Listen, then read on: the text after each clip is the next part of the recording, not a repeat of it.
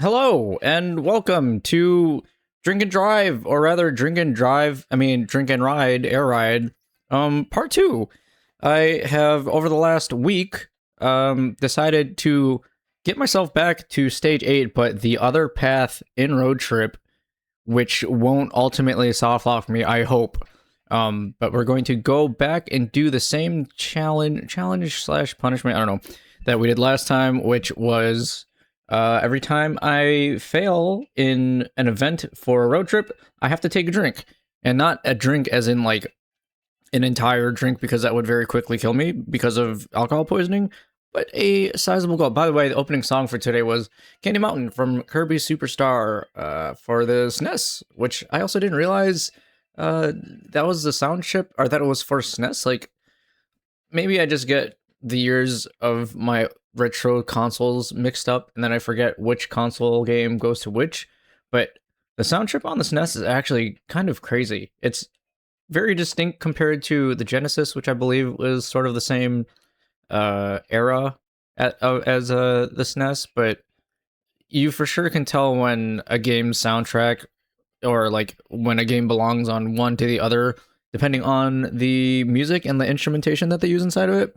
But SNES's sound chip was a lot more versatile than I remember, and the weird thing is I should know this because I have saved so many different OSTs from games that lived on the SNES, so it shouldn't be a surprise to me, but I don't know, sometimes I forget about how a lot of this music works before I go and decide to play them for the beginning of the opening, so there you go. But we are going to go back to it, so I will show you exactly what we're doing. Hopefully this time I won't have to kill myself, and even though I know that I was essentially soft lock, I was just bashing my head over and over again into a wall. So here, look. This is exactly what I was talking about. Stage 8, the top one, number 3, that's the one that we got soft lock on. I think, yeah, level 230. So this is the one where I repeatedly was going way too fucking fast, and because it's, you know, a roguelike mode, and it reset you and gave you stats over and over again, you could do nothing about it. Give you infinite speed, which on paper sounds great because it would theoretically make the rest of the run a lot easier. The issue was that the last boss for this stage was a button masher challenge, which apparently you need to be a lot more precise with your movements, and you need a star that you can actually control the direction of and not slip and slide a bajillion miles an hour in this tiny ass arena. And that was not the case.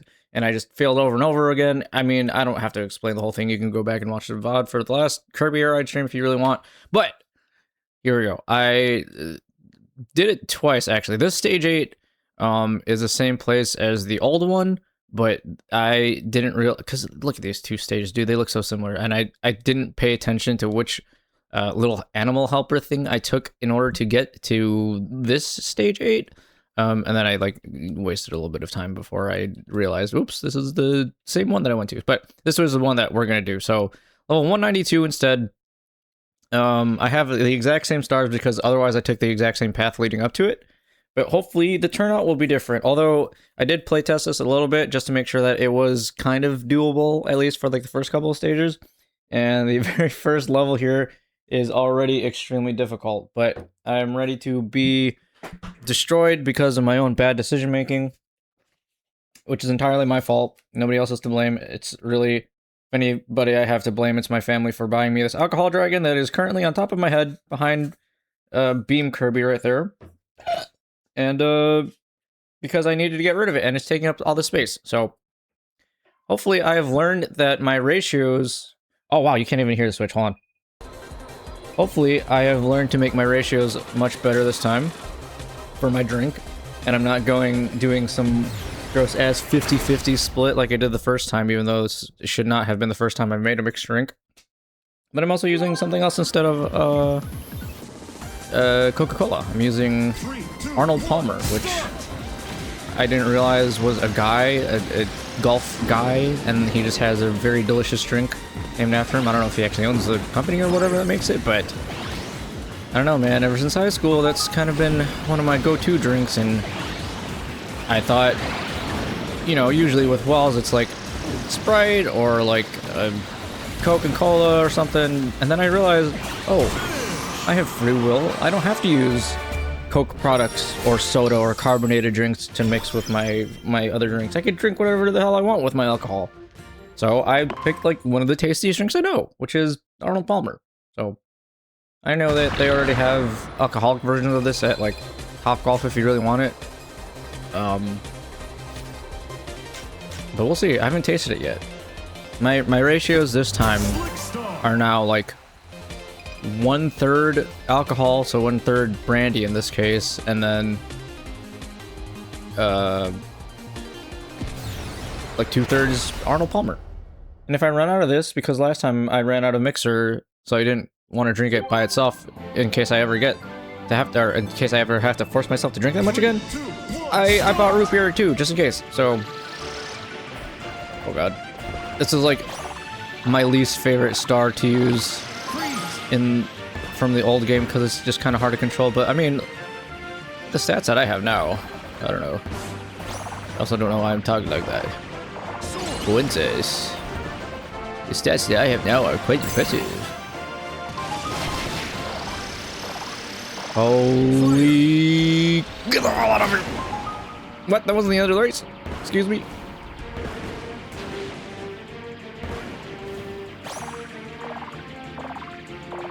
I guess this is the one star that I can also just kind of let it go and win. Let's go, Rick!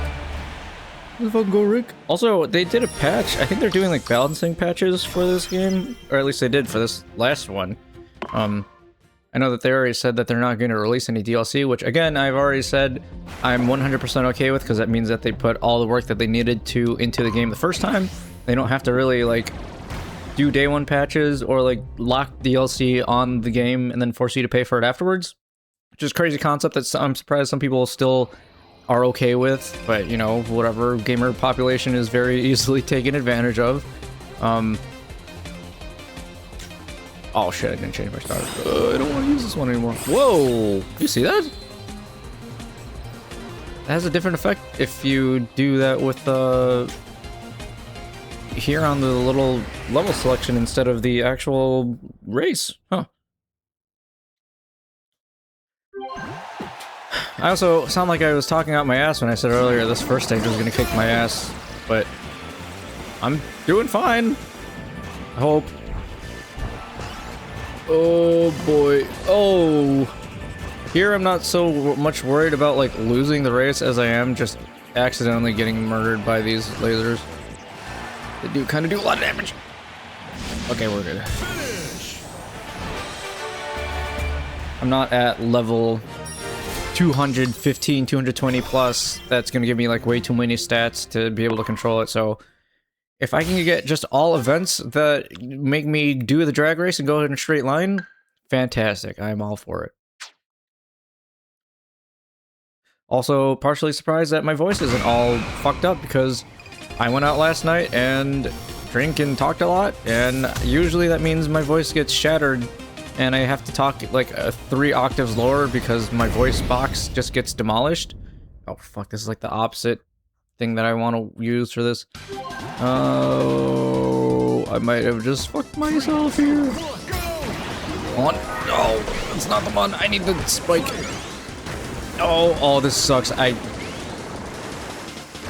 This is actually the worst air ride for this event. I can't like turn in enough to actually hit. I have to use this. Can I kill people with this? Rick, please, just hit them. Yes. My star's so fucking weak, though. I got 30 seconds. Please, just run into me, guys. Oh my god, can you... I literally have the worst star. 1. 10 seconds. It's so fucking hard. 1. Can you pull this out my ass? No, no way. No way. Oh, this is so frustrating. 2, 1. Fuck this star. Who in the right mind willingly uses this thing? Surely not me. Nope, never using that one ever again. God damn it. I have to do this again.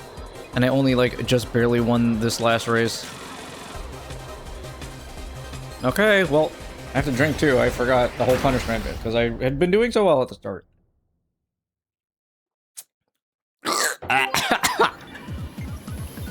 I know I said that my ratios weren't off, but I don't think I mixed it very well. I was hoping that it'd taste more like the Long Island that I got last night, which tasted pretty good, and usually I'm a big fan of those, but maybe it also is just that I haven't had an Arnold Palmer in a while, and I didn't realize that it just doesn't mix all that well with it.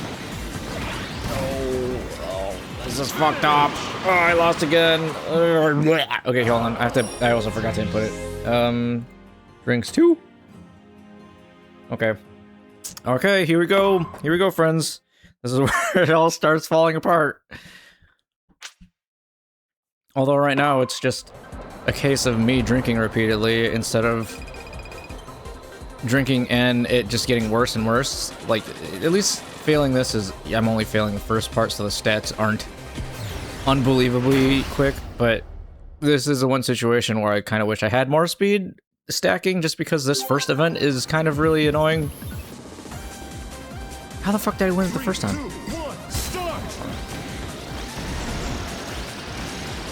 I can do this. Top Ride truly is like the hardest of the game modes.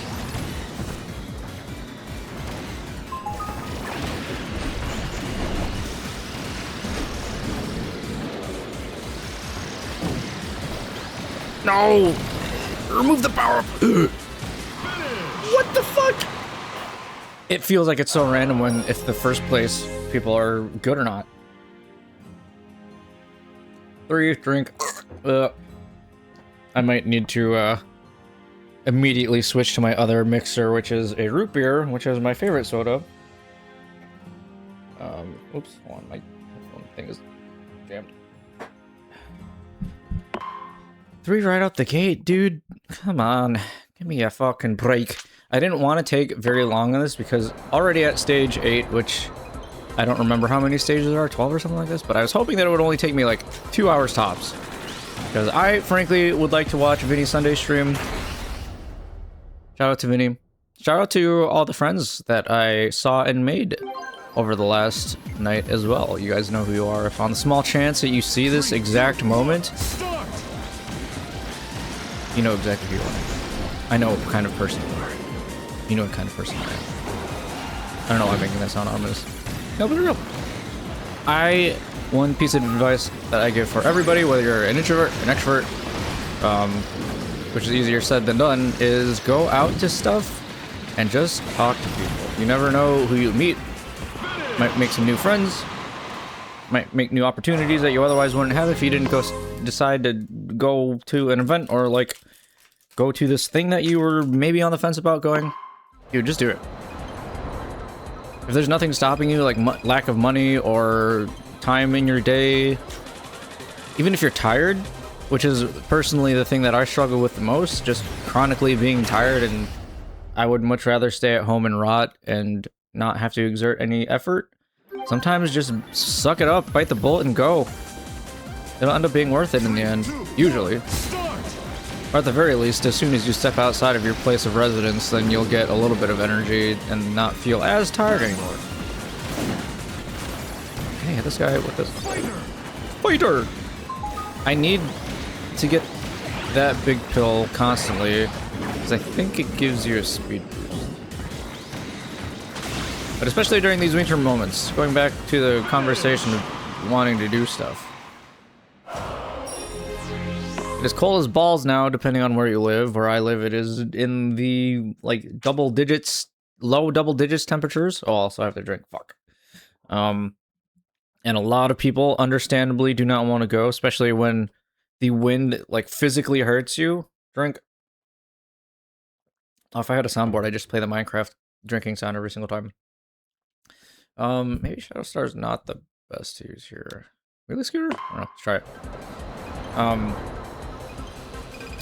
But a lot of people are willing to go despite the weather, and they end up just having a good time. So I think it's a little bit more difficult to say go out and do things if it's by yourself, right? Like if you have a group of friends who would also be willing to go with you to your event or whatever plan you're deciding to potentially go to, then it's great. It's a lot more easy to do something with a group of people no matter what it is. But do not discount going by yourself. It's a little scary for probably most people because you don't know anybody, but that's kind of what I'm talking about, is that's why you go to these things so you can meet people, and then eventually you go to other things, you might run into them, or you might be able to convince them to go with you next time to like a different cool thing. So, do it. Oh, fuck yeah. Inspirational speech is what pushed me to the finish line first. Maybe wheelie scooter's pretty good.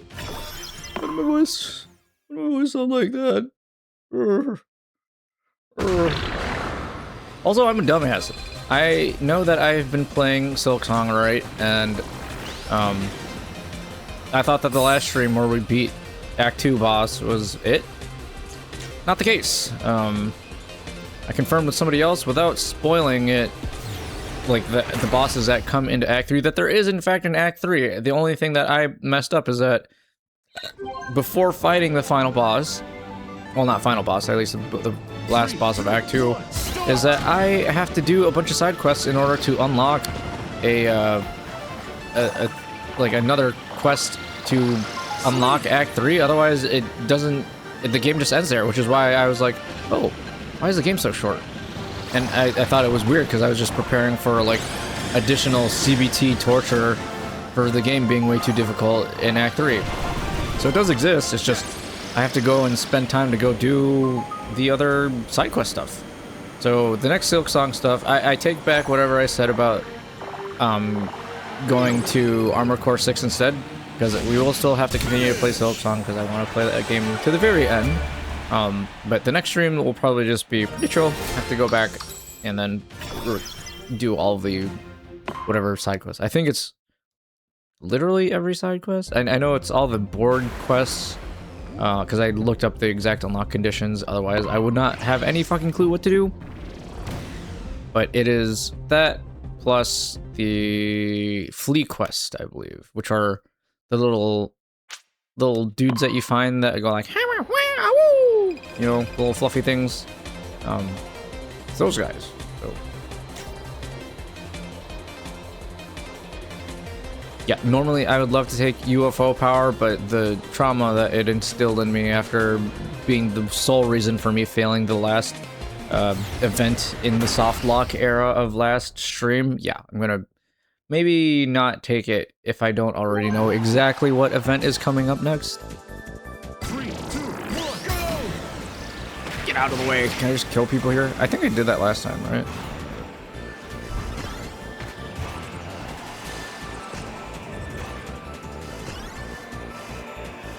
Ooh. James fucking Bond. Whoa. Okay, easy.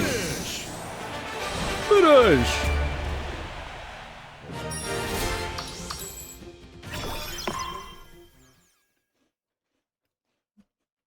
Also, excuse me if you can hear me munching in the background. I'm also consuming some crackers just in case.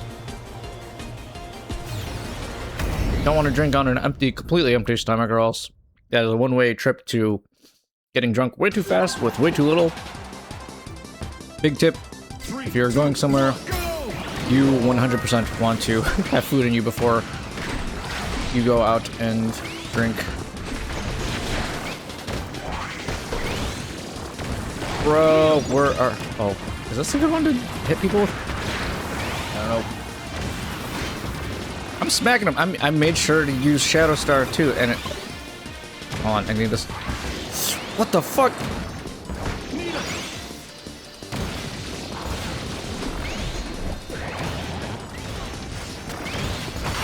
One, two. Come on, you fucking bastards. 3.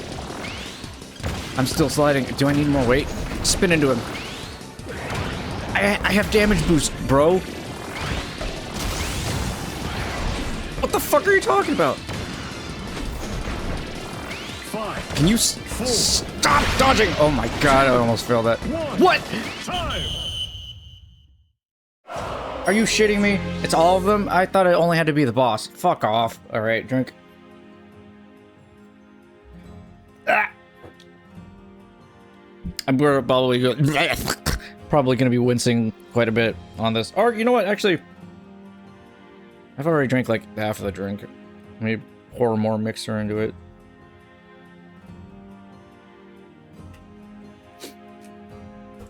Oops! Oh shit, I smashed my crackers.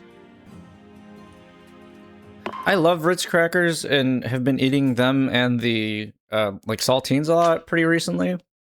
But the issue is if the packaging before you open it up to eat them wasn't like carefully placed when they were putting it on the shelves or transporting it or whatever, there's a bunch of fucking fragments inside of it and then they explode like a frag grenade when you open the package. It's like if you've ever opened a Nature Valley bar, they're kind of like notorious for just being hand grenades because I don't think I've ever, or no single person in the history of the world has ever opened a Nature Valley bar and it didn't have some fragments of oats as soon as they open it. Like, I just am a firm believer that whoever manufactures it, Nature Valley, if that's even your real name, John Nature or John Valley, I'm pretty sure they create the bars, package them, and then there's some dude at the end of the, the end of the manufacturing line that just has like a hammer and he just like repeatedly smashes them, or at least like the very end of it, just to get a little bit of the fragment in, so that whenever anybody who buys it opens it, he's just like, yes, it's not in one piece, so that they'll never be able to eat it cleanly, and especially if they open it in the vehicle, all the little bits and pieces will get under the carpet and into the car seats, and it'll destroy all faith, but they have no other option, so they just continue to buy my food over and over again. It's like, what the hell? Why do we have malicious food vendors when we just want to have snacks, bro? Like, I know I might criticize your mouthfeel or your flavor, but I'm not criticizing the validity of using your food item as a weapon. It should not cause physical harm, which, by the way, happens a lot to me, specifically with tortilla chips for some reason. I don't know if it's just like I eat them wrong or something, but there's like a 60% chance that anytime I bite into a tortilla chip, it perfectly splinters so that some fragments are still pointy and sharp in like a triangle shape. And then they like embed themselves in the roof of my mouth, and that shit hurts. I mean, I still eat it because it tastes good, but die. Ooh, wake up. I don't know if sleep like even does it restore health or give you some extra like special. What's it do? Nothing.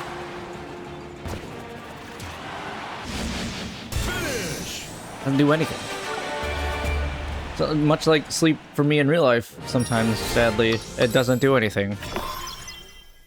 Again, I just think I'm chronically tired sometimes, no matter what I do. It's like, sometimes, if I get 8 hours of sleep, I'll feel fine, and then other times if I get 8 hours of sleep, I still feel like I only got like 3 hours of sleep, and also vice versa. There are times where I've gotten only like 4 or 5 hours of sleep, and it felt fine, it felt great, and then I did the same thing the exact next day or some other time shortly after, and then I feel like shit, which was like the expected outcome, right? So maybe I just need to bite the bullet and go to a what do you call it, sleep therapist or a sleep study and figure that out, because it's the one, probably aside from eating, you know, one function that you like have to do every, well, actually with eating you don't have to do that every day, right? You can go, what, 3 weeks without food? I think it's three weeks without food, 3 days without water, if I'm remembering correctly. I don't know, some phrase, some saying that I remember being parroted a while ago. But sleep, that's like the one thing that you actually need to do every day, aside from, I don't know, breathing.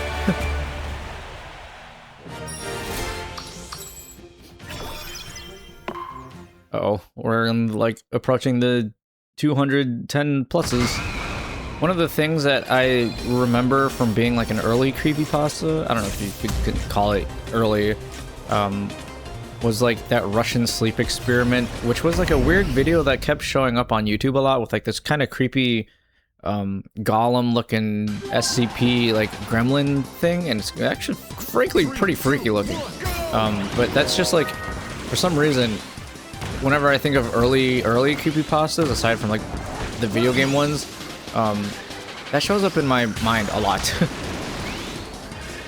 Just being it it being related to sleep. I don't know if there's any real ground for how true it is, because of course it's a fucking creepypasta, so it's gonna be the truth of it will probably not be anywhere near what they say it is, because they're playing it up to be scary, right?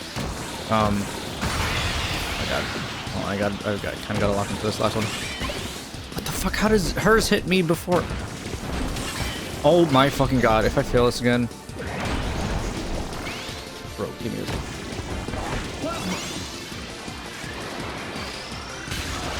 Eat shit! Oh, thank god. Excellent. That made me look into the stories or like studies a little bit and the effects of what horrible lack of sleep does to you. And even though I know that lack of sleep is really bad for you, I just still kind of fuck myself over with that, which isn't great. And you can sort of fix it to an extent, but sleep debt, which is how much sleep you lose and then you can try to make up for it, you sort of can't make up for it.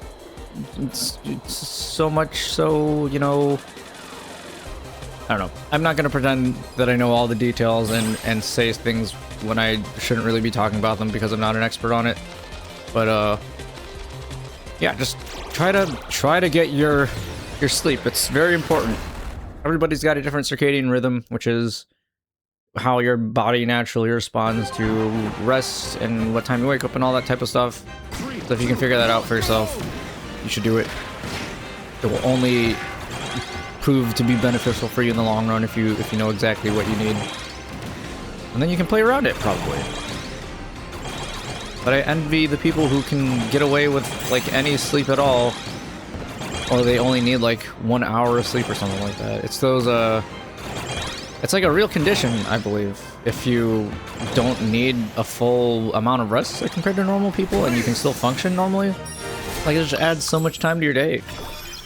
And that's part of the reason why I have such a fucked up sleep schedule, is because I just have so many hobbies and things that I want to do all the time that it's like, yeah, I'll sacrifice a little bit of sleep and feel a little bit of tired to do this thing. Whoa, what the fuck did I do? I pressed a button and it sped up. Oh! If you press right, it just goes. Okay, well, Dynablade is extremely safe to fight. Does the character model for this Dynablade not look a little scuffed? Weirdly, a little bit low texture on, like, the feathers on his face? I don't know. Still cool looking boss. I'm always a fan of, like, colorful birds. Holy shit, I'm Dynablade size.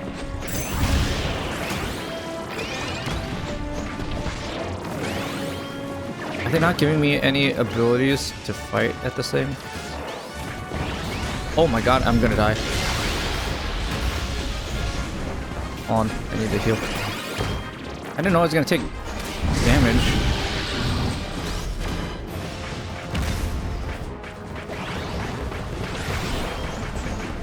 Bro, I got the Shadow Star. This is not killing it. It killed me! How far back do I have to start? What the fuck? Hold on. Okay, I wasn't expecting that. I didn't think I was gonna take fucking touch damage. Local Tokusatsu fan, hello! Thank you for following by and stopping and chilling out. Hope you're having a good day, night, or afternoon, wherever you may be. Oh, god damn it. Hold on, I have to take a drink and then add the thing. Ah! Shit. Actually, no, that actually wasn't that bad. I'm over-exaggerating. I think it's just because I specifically don't like the taste of this brandy alcohol, which I am, I think, a little bit more than halfway through. My friend wanted to be there for when I first broke out the alcohol dragon, but I unfortunately decided to go ahead and open it myself. So sorry, Big Red, you know who you are. Well, it's not like he used Twitch, so he doesn't even fucking know what I'm talking about. But... Met me back in All for One? Hell yeah, dude. Oh, are you the dragon card guy? 3, 2, 1, go! I had a good time with pretty much everybody that I met. Yeah, fuck yeah, bro. How have you been since then?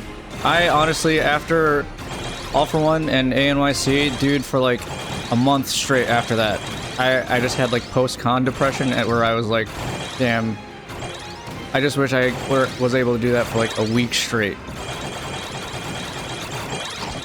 What?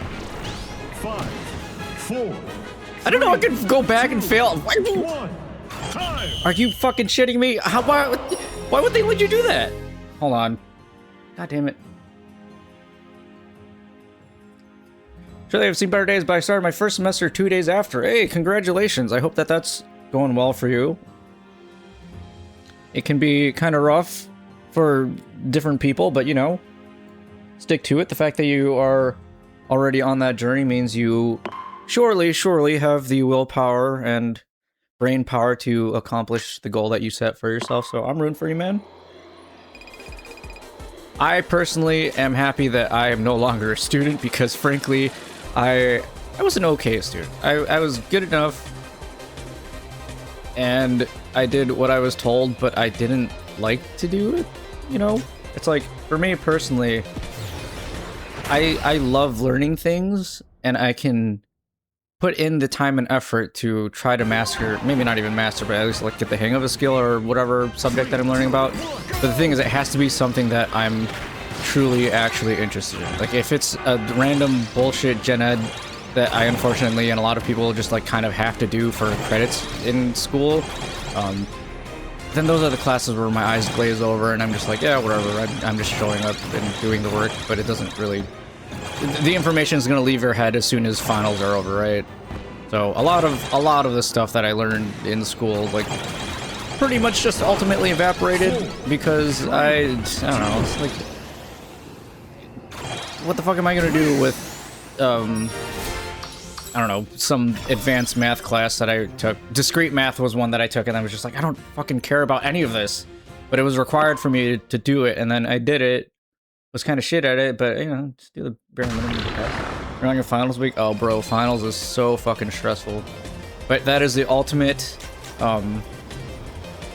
like, release. Once finals are done, it's like, man, you feel like a new person and you feel like all the grinding that you had to do up to that point was maybe worth it. I don't know about you, but I was never the type of person to look and check my grades like immediately after it was posted. I know a lot of people do just so that they can see what they got, which of course that makes sense. But for me, I'm just like, you know what? I'm gonna leave it for a surprise and see what happens after.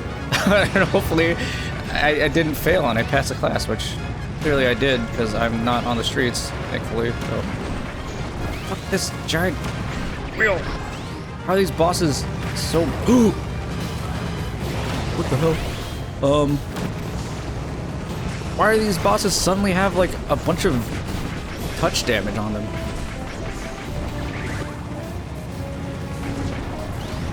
I think I'm invincible as long as I'm spinning, but if I just accidentally touch it without spinning, that's when I take damage. Okay. Excellent. Say Thor because the class I took was surprisingly easy. I don't check my grades or just get the feeling of failing and passing based on the work I do. Yeah, I get that. Or sometimes it's the opposite where you feel like you were failing and then you ended up doing better than you thought because everybody else in the class did shit too. And then because everybody collectively did shit, there's like a curve, you know? So your 1 out of 10 ends up being like a B because everybody else also got 1 out of 10. So those surprises were always great. That tended to happen for me for they call them weed out classes, where the class is sort of intentionally super hard to try to make sure that the people that are taking them want to commit to it. You know, like if you're like a bio major or something, it was like organic chemistry, which is like a ball crushingly hard class, and they're just there to say, okay, if you're here at this point, if you can't get through this, like, you're not going to survive the rest of the major, right? That kind of shit, I feel like, happened a lot, where everybody felt like they were doing garbage, but luckily, I think the professors are like, yeah, we're kind of being dickheads, but we're doing it for a reason. Finish. But otherwise, the opposite is way worse if you feel like you did good and then you end up doing garbage, which also has happened to me before, so. But the way I view it is, as long as it doesn't kill me, you know, I'll survive. Ooh! 2D ice cube. I don't know. Let's go with this. It looks like a PNG. Heavy at finals are easy but time consuming. I travel plus for Times Square and a brochure for another class. Oh, that's sweet.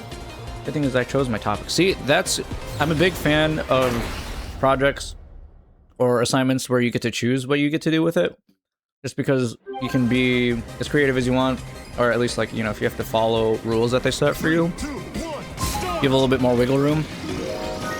Especially when it comes to the presentations, because sitting in classes and just like going through a gauntlet of, I don't know how many students are in your class, like 50, or if it's like, God forbid, a 300-person lecture. You don't have the exact same presentation over and over again. It at least makes that part a little bit more bearable if people have some variety to what they're doing. I'm drop below first place. I'm not already in first place. Get the hell away from me, dog. Oh, why is it getting way faster? Go, go, go. Ooh, eat shit. Easy but time-consuming. Would you rather have it be... Well, I mean, you just said you'd rather have it be easy but time-consuming. Otherwise, I'm thinking the opposite, where it's really fast, but really hard. Please don't take that out of context. Probably gonna clip this for myself and misconstrue my words. But I think the other side could be worth it too. If you value your time and you just are able to mentally grind it out really hard, really fast, it'd be worth it. But I also, by nature, just being a sort of lazy person, I'd rather probably take the easy but time-consuming. Topic for the brochure is Kamen Rider. Because the pages are limited, chose to pick the first half of the... Ooh, hey, Sayers, the Kamen Rider. Fuck yeah, dude, that's awesome. And then if you have to list all your sources, then you're just be like, hey, check out all these TV episodes. Oh, wait, this is a Marks battle. This is kind of sick. I forgot the camera controls that Sakurai was talking about. How do I... It's locked onto the boss, but I forgot how to... Whoa! Okay. Hold on. Actually, I'm kind of kicking his ass doing this. Oh, I got like 2 minutes. I'm good. How do I... Okay, this... I think I'm much better fighting off the boss doing it this way. Use range attacks. Oh! It's the Smash Bros thing. Oh my god. They're fucking ultra... super... I can't fucking talk. They Street Fighter, like, level 3 supered me again. Which was the exact same thing that happened in Silksong. God damn it. Give me this. Plasma. Charge up my Spirit Bomb. Eat shit. Oh, that really did not do that much damage. Do I have enough time for this? Ooh! Okay, I gotta go faster. Fire! Oh!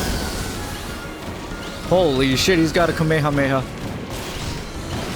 think he's taking less damage or something now. Ow! Health, please. I do not want to go back to the beginning. Ow, ow, ow, ow, ow, ow.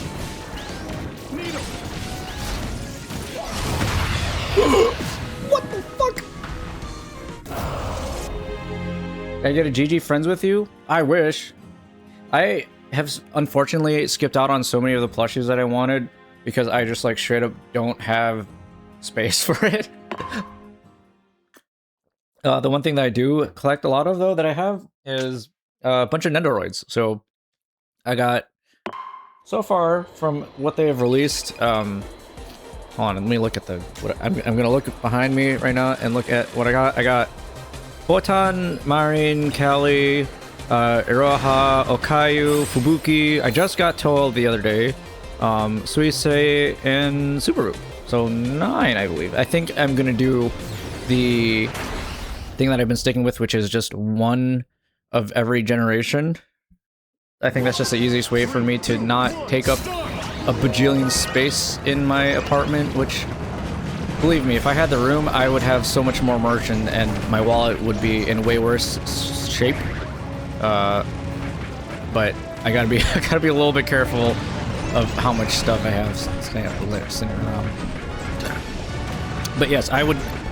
There are several plushies that I like regret not pulling the trigger on, and I mean, you know how it is. Well, not with friends with you, but like some of their birthday merch or like event anniversary merch or something like that. Excellent. it's like a one-time deal unless you hope that somebody else sells it in the future. But I mean, you know, scalpers, right? So that's kind of a rough situation. But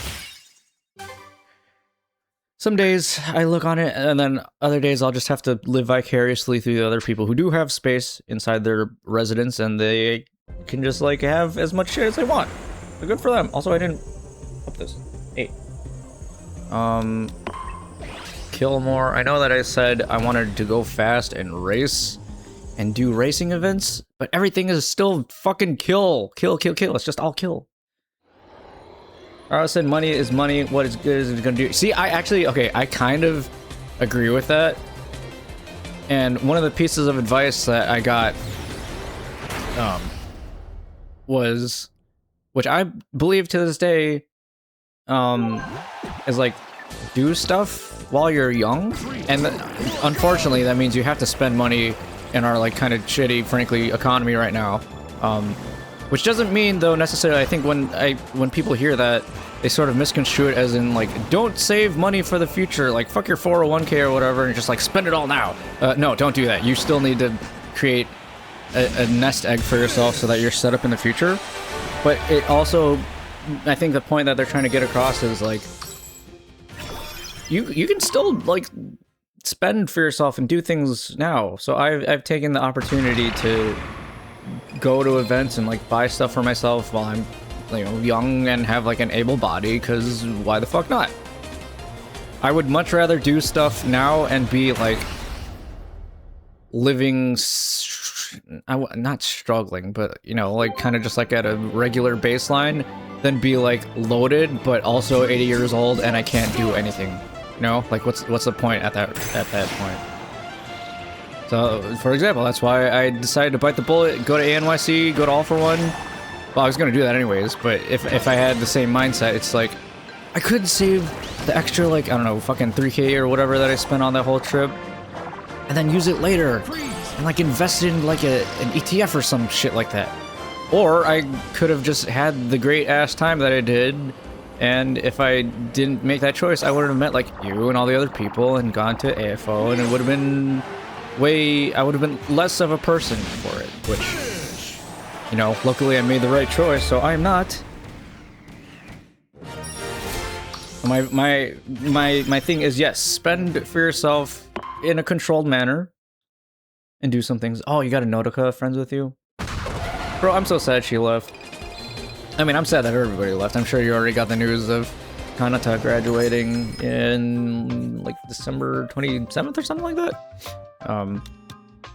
Which sucks because I really like her. She's one of my favorite singers in Hall Live. Bless that Tenchi's voice. She has absolute pipes. I went back and watched some clips of some of her 3D performances, and there are a couple of videos of her doing like holding notes for songs, and holy shit, dude.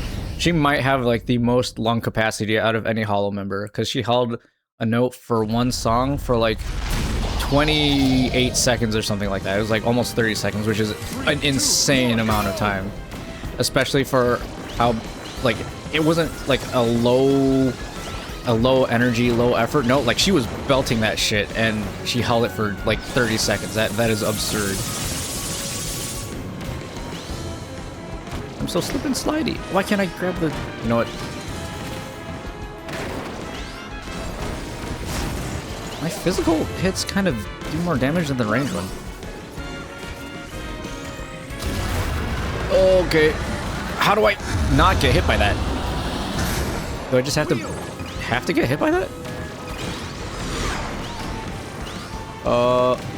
What? How can I get that? I really think range attacks are still my best bet, but... Ow, ow, ow.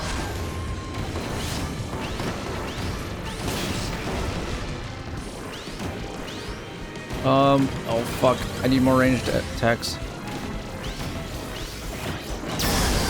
Oh my, Jesus Christ!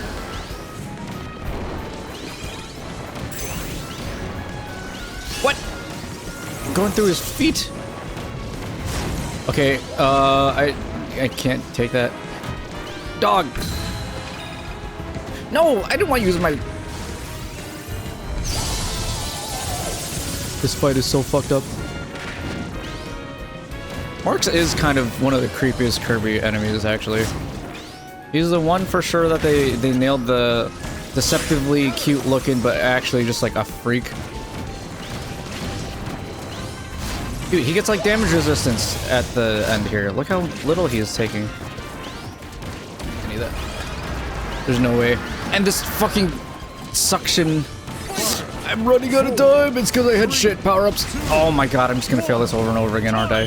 What? Hold on. I gotta drink. Devastated, Notica left because the Twitter was locked. Oh, damn. Right, so super fan before, now it's a graduation because I was so out of the blue. I really liked Notica and the fact that she engaged so much with the community via Holo Plus, which I tend to browse a lot. So she felt like a really good follow-up to A-chan. But I also am really enjoying Ihihi-chan and Sayaka. Dude, I don't know how Cover does it, but even the staff, they pull the fans in. And it's absurd. It's like, I don't think that they're screening the regular staff for the same like attributes or standards that they do for the talents, obviously.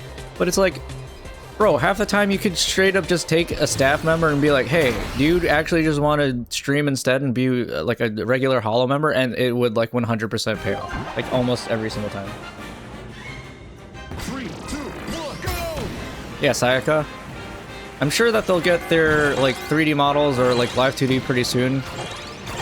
I think it was just like on somewhat shorter notice that they had to prepare them, so they at least have their art. But I'm excited to eventually see them be full-blown models that they can use for like 3D events. Although I'm not sure if they'll still do the same exact stuff that Nodoka and A-chan were doing, because like A-chan and Nodoka were like specifically there to act as like the like staff side personality that appears on camera. But so far, Ihihi-chan and Sayaka are like specifically the Holo AN announcers, I think. At least that's like their primary responsibility. Unless it like goes into more later, which I wouldn't be surprised if the fact that there's two of them, they can juggle that. So it's like one person does Holo AN for the week, and then the other person does like an event or something like that. 3, 2, 1, start! See, the way that I see it is that Nodoka was the progenitor for Holo AN and helped get its feet off, and unfortunately her departure did mean that people were suddenly more aware of what she did, and that sort of just like put Holo AN into the spotlight. Which I mean, it's good because it means then that whole project just gets more eyes on it no matter what. It's just that the circumstances that had to happen kind of suck. Excellent! But it is really funny seeing a bunch of English chatters in Holo AN and all of the Sayaka and Ihihi-chan like acknowledging that. I don't know. It always tickles me whenever, even outside of them, just like a Holo member, if they say, like a Japanese Holo member specifically, if they say something like that, like as soon as they say Kaigai Nikki, or like Korone in specifically, when she goes, hey guys, it's just like a bunch of sleeper agents that just suddenly wake up, and then there's a whole bunch of, hey, hi, hello. Yes, we're here, you know, they just come out of the woodwork because they've otherwise been lurking. And then all the JP fans that are watching are like, yeah, they're there too, they know it. And vice versa too. If like a bilingual talent, or even somebody who doesn't speak as much Japanese says something, you'll like randomly see a bunch of Japanese comments in chat all of a sudden. Oh! Okay. Wow, I almost took a drink even though I didn't have to. What the fuck is wrong with me? I think it's just because I went out last night. Level 229. Okay, so I'm starting to approach the same levels that I was at before I started getting softlocked. But I don't know yet what the final event here is. Defeat them all, tourney, race name. Oh, I just gotta go for the race at this point. Nodoka is underappreciated a bunch. It does kind of feel like it, right? I think part of it is that well, for one, Achan was there literally from the beginning, so we had much longer time to get to know her, so that's just like absolutely colossal shoes to fill, which is not easy at all, so Notica for sure did as well as she possibly could have. And then the fact that she wasn't there for like that long either, I think, what, maybe 2 years-ish? A little, like a year and some change, maybe?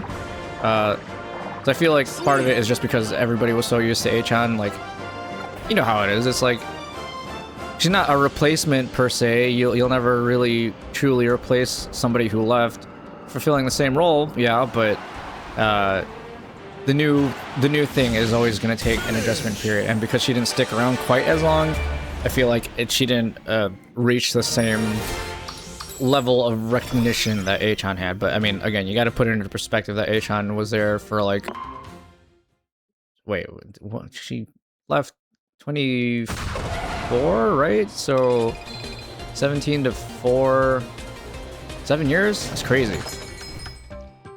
I always think about that for any content creator, even just outside of Hololive, is just spending that much time in the content creation space by internet standards is like ancient. 7 years is such a long time because trends come and go so fast. Like, people forget something that was popular or created within the last fucking week to a month, and then it's the next brand new brain rot meme. Alright, I have to lock in for this. Range attacks. Oh, this rocket will be really good. How much does that do? That might be better to spam this, honestly. Get away from me! Too far, idiot! Okay, take this. Give me all the range attacks, please. Okay, holy shit, that did a lot of damage. Okay, I need this next. I gotta get close. He's gonna... Dude, there's no way to not get hit by that. I'm convinced you just eat that.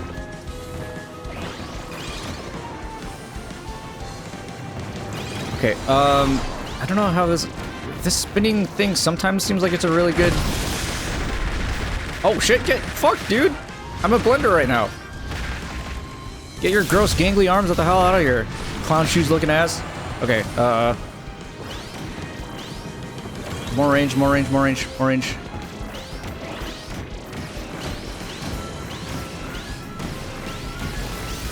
What the fuck? Give me these.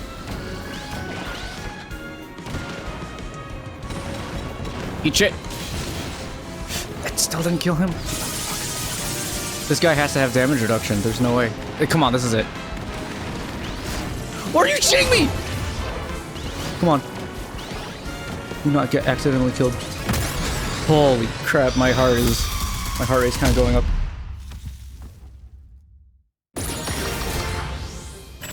Well, if you're on a state, dude, my sense of time starts to get really jumbled up. Sometimes I forget that I've been into Hololive since like early 2020, a little bit after Gen 4 on the JP side debuted. Because I remember there being the announcements for EN, and I was like, oh, sick, we'll finally have an English branch. And then part of it, I think, is just because COVID fucked up everybody's sense of time. So that was just like a straight up 3-year period where everything feels like it melded together. So year 4 and 5 of being a fan kind of feel like it's like only year 2 and 3, if that makes sense. Like the first 3 years just got compressed into like a single year. So whenever I see things in the over the timeline, which is like, wow, it's really been that long.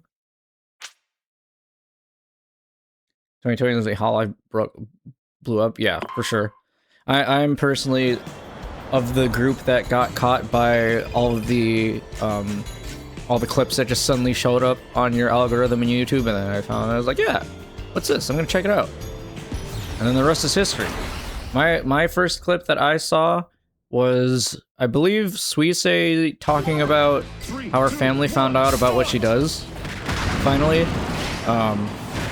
And then the one after that, I think, was either the Matsuri Band-Aid clip, or it was What's that? I'm trying to think. Holy shit, I'm gonna die. Hold on. I gotta get the fuck out of here. Is there health? That's not the power up I wanted. Oh fuck, there's no health. They're just gonna kill me. Oh! Okay, I got a drink. What the hell was that sound that came out of my voice? Jesus Christ. Ooh. That is 10 drinks. Coronet was for sure part of the people that I saw with the early clips, because she's 100% one of the viral ones that got there. I don't know if it was Ikum Bokum, but probably something else. Oh yeah, otherwise the Miko GTA 5. I think hers was a stay home clip that I saw also. That was probably one of them. Oh, and also I saw Coco freaking out when Kiryu shows up in whatever Yakuza game that was, and her screaming like a fucking banshee.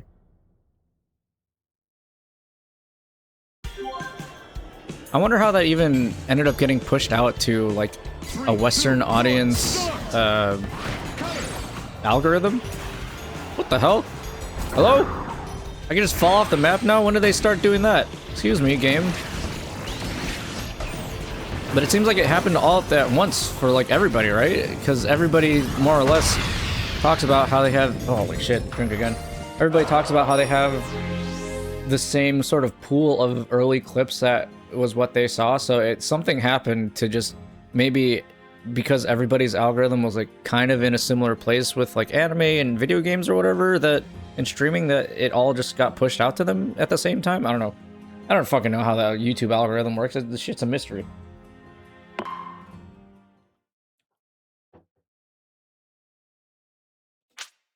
Discover Coco and Sana like a month after Mel's termination. Yeah. I tend to forget that there's always an influx of new fans who don't know anything about previous talents that have already graduated. It's because being there, not at the beginning, like I said, I was only there after Gen 4 debuted, but I was there before anybody left, right? So I have the knowledge of all the members while they were still active. And then I have to remember, like, oh yeah, there are a lot of people who don't, there are a lot of fans nowadays, like, who don't know who Coco is, who don't know who Sana is. At this point, there will be surely some Ian fans like who don't know who Fauna is or Mume, which is kind of crazy because that's like super recent. God forbid somebody becomes a fan and was like, who's Gargura? Which is sort of crazy because she's like the one out of all Ian that you would probably expect to have permeated into popular culture outside of like the VTuber space, considering she was the biggest one out of everybody. Except maybe, I don't know, Kelly's got a good record or run for that too, just because of her music. How is everything killing me all of a sudden? What the fuck? I got a drink. Fell into the rabbit hole by going through VTuber Wiki, so I learned about Russia, Hall China, yeah, Hall CN, focus on Chris, which I have her debut stream saved on me. You have Chris's debut stream? I know I saw clips of her like talking for like 5 seconds, but I thought that was like literally the only clip that happened. But I do remember the other stuff that you're talking about. I think I need to... Do I just die? Do any of these have better defense? Or do I have to go fast and run away? Based on enemies, rivals, power stuff, I'll catch a copy of builders items too. This thing was really slow by itself though. Maybe I just go fast and try to run away. A wheelie scooter is actually kind of good. Callie's the second popular because of her bad rep in the early days. Bad publicity is still publicity. Yeah, that's true. When it comes to online content creation, if you get your name out there kind of no matter what, it's going to attract some attention, right? And publicity is, in fact, still publicity.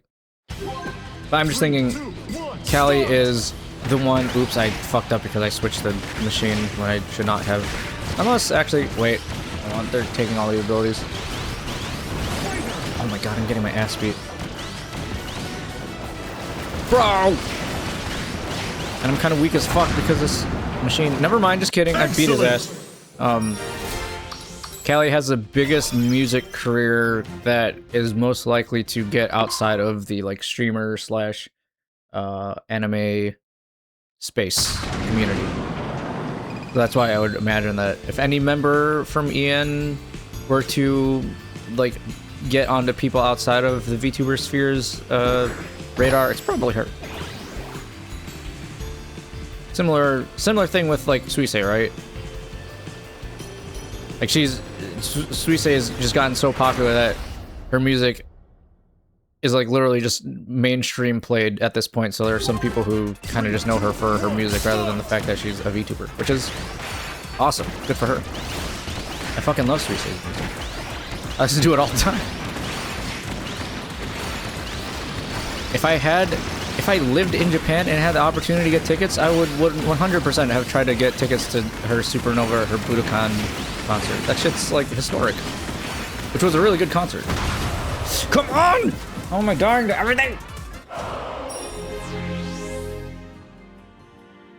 Just played at a sushi place while she was eating. Oh, dude, I'm sure that happens to them all the time. I'm pretty sure that I've seen several streams of the girls, or even just like literally anybody in the like content creation space who like has something playing while they're out in public, and then they kind of just have to like keep their head down, and they're just like, oh my god, I can't believe this is happening.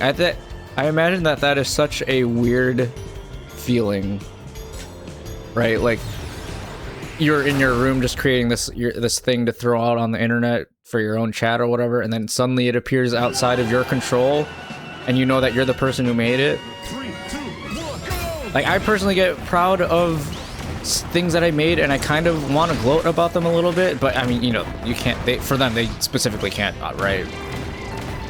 But it always, thinking about that always makes me laugh.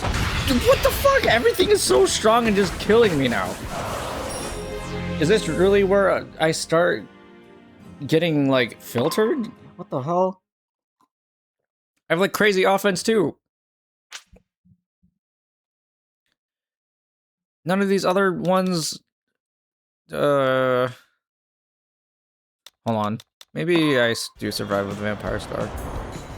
I have to try.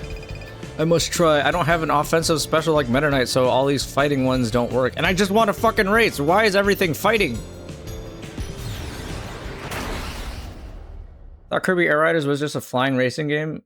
Yeah, that's like what it's marketed as. And that's its primary mode, although a lot of people, including me, will argue that City Trial is a true final mode. I'm still kind of fast. I'm an OG Kirby Air Ride player. It is for sure a top 5 GameCube game for me. So when Sakurai announced this and was like, yo, I've actually been working on this, and I saw that everybody who played the GameCube loved this game. And none of you care about Smash Brothers anymore. I made this game for you guys. I shed a tear and said, Sakurai, you are so based. Thank you. I will 100% buy your $80 video game. I'm just kidding, it's 70 bucks. Level 247. But we're at stage 9 now, so I'm not softlocked. Being GameCube in September, my brother just found a possibly functioning GameCube on the street. What, just like out in public? He was just sitting there and he took it? Or did he like dumpster dive? Was it at a garage sale? Like Craigslist or like Facebook Marketplace, and they were giving away free shit? There's a basketball game in it. Oh, it was probably NBA Jam, right? The Street Jam game where it's like very stylized looking. That game was baller. There were so many great games. GameCube, although they say that its sales records and stuff weren't great, which like, you can't say anything is great compared to the PS2, because that was just like an unbelievable run for how much it was purchased. I don't know. Everybody just like fucking loves the GameCube. I almost want to say that the GameCube is the most highly rated Nintendo system. Like Switch obviously had the most sales and had the longest longevity and is now the staple for Nintendo. But I don't think I've ever seen a single person online or having a conversation about it that said like, yeah, the GameCube in general was like shit. Even though it was way less powerful than the Xbox or PS2, the library was just like banger after banger. And a lot of it still holds up, specifically because the art styles were so great. And most of the games, pretty much all the games, still ran at, like, you know, 50, 60 FPS. Meanwhile, you had, I mean, every game has their share of garbage, like shovelware games. And definitely GameCube had its share of that too, but I feel like if you look at the amount of trash that was on PS2 and Xbox, like, they have way more, like, shitty-ass garbage games than the GameCube does. Most of GameCube's library was, like, great first and third-party titles.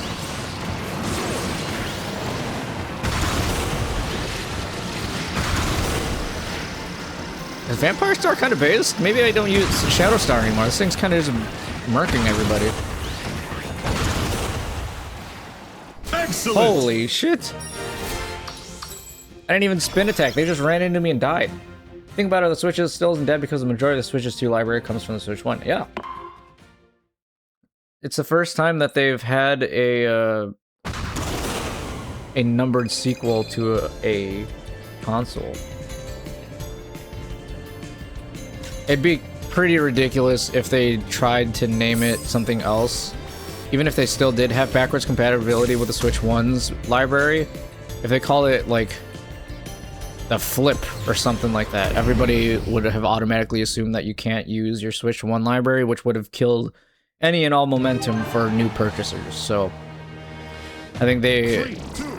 Do they potentially go to Switch 3, Switch 4? I don't know. I think that they've 100% nailed the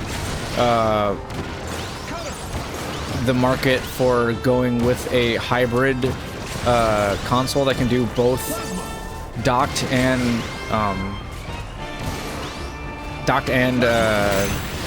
you know, mobile version. And then everybody else is kind of just gonna start to try to copy that because they saw that it started working, even though their product, like, might not be as good. Oh fuck! Oh, he's killing me. I saw that one coming. It's just a big ass wall of meat. I drink. Pretty sure every future console from Nintendo will have cross compatibility with its also. Yeah, I think it's too much of a risk to alienate people and force them to buy a brand new console without any crossover for their old library, simply because games are getting more popular. Or, well, yeah, gaming in general is becoming more popular, and also they're getting more expensive.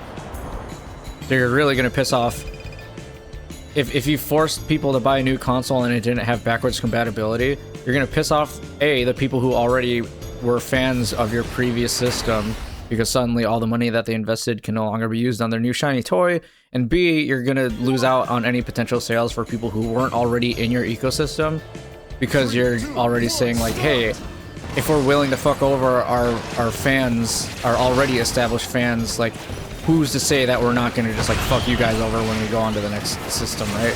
So Nintendo has been making the right moves. Pretty sure there's a Nintendo DS that can run GBA games. Yeah, DS was always backwards compatible. I don't know about the 3DS. I didn't have the 3DS, but I had an original DS. I had a DS Lite, and they always had the slot on the bottom for you to be able to put in the Game Boy Advance games. I don't think it worked with Game Boy Color games, because the cool thing about the Game Boy... Actually, even the Game Boy Advance was backwards compatible. You were able to play Game Boy Color games on it, because I remember playing... like Pokemon, I had Yellow and Silver and Crystal, and I was able to play that on my old original Game Boy Advance and Game Boy SP, Advance SP. 3, 2, 1. Alright, stupid ass bird. Where are your abilities? Didn't hit it! Wait, can I hold this in front of it and it just... Oh, you gotta go, like, right up to it, though. Hold on. Does this work? I'm just mashing on his toes. It's kind of weird that this boss, like, doesn't move at all. And it's like... Oh, hello? Is this good? I just have a built-in attack that I can just bite its toes off. I don't know how much damage it's doing though. But I'm getting constant DPS. Oh, come on. How is this not killing it? 5, 4, 3, 2, 1. Time. What are you talking about? I was sitting there for 30 seconds just wailing on it, and that wasn't enough damage to kill it? Is its toes made out of steel? Okay, actually, if you look at its claws, they are kind of metallic looking, so maybe... Fuck! Honestly, I hope indies... Oh, I feel like games are dying slowly because of how expensive games are. Yeah, it's for sure feeling the effects of the shitty economy, so you're right there. Hope indies prices are getting significantly less standard. Yeah, that's why a lot of people, including myself, were surprised at Silksong only being like, what, 30 bucks? Because for how much hype that game carried, they could have 100% charged like 70 bucks for it, and like almost everybody would have still bought a bit on buying that. Maybe. I'm only saying maybe because the original Hollow Knight was also really cheap. And because it's a sequel, they probably also felt like they should just be good. I mean, Team Cherry being base and making sure that the game is affordable, and for how much you're getting out of it, it was just like the value that you're getting out of that game for how much money you're spending on it is crazy. I got killed by him too! Jesus fucking Christ!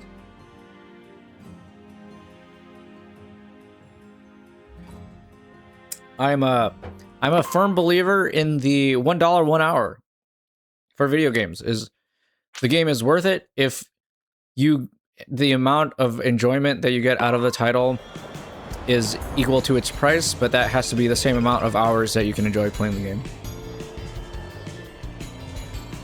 Which is an easy wall to clear for like RPGs.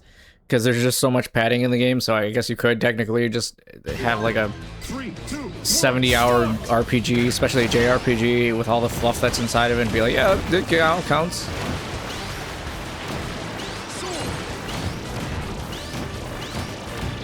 Come on, cut them up. Fuck off, Waddle Dees.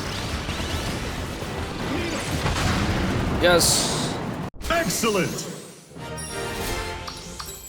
Counter time investing in it, I think Softlocked will be priced a bit lower because I'm assuming they could reuse this code from Hollow Knight. I don't actually know. It being in an 8-year development cycle, I think it was 8 years, makes me feel like they built it up from the ground up. But I don't know if there's any interviews or any like behind the scenes notes about how Silksong was developed. They kind of shadow dropped it too, because only before they fully released the game, it was only that one like literal 5-second trailer in the middle of a Nintendo Direct when they were just spamming all of the like third-party games, and they're like, oh, by the way, Silksong still exists. And then like a couple months after that, the whole game released. So it's kind of like they were just quiet about it the entire time, and then it happened, which is really weird. But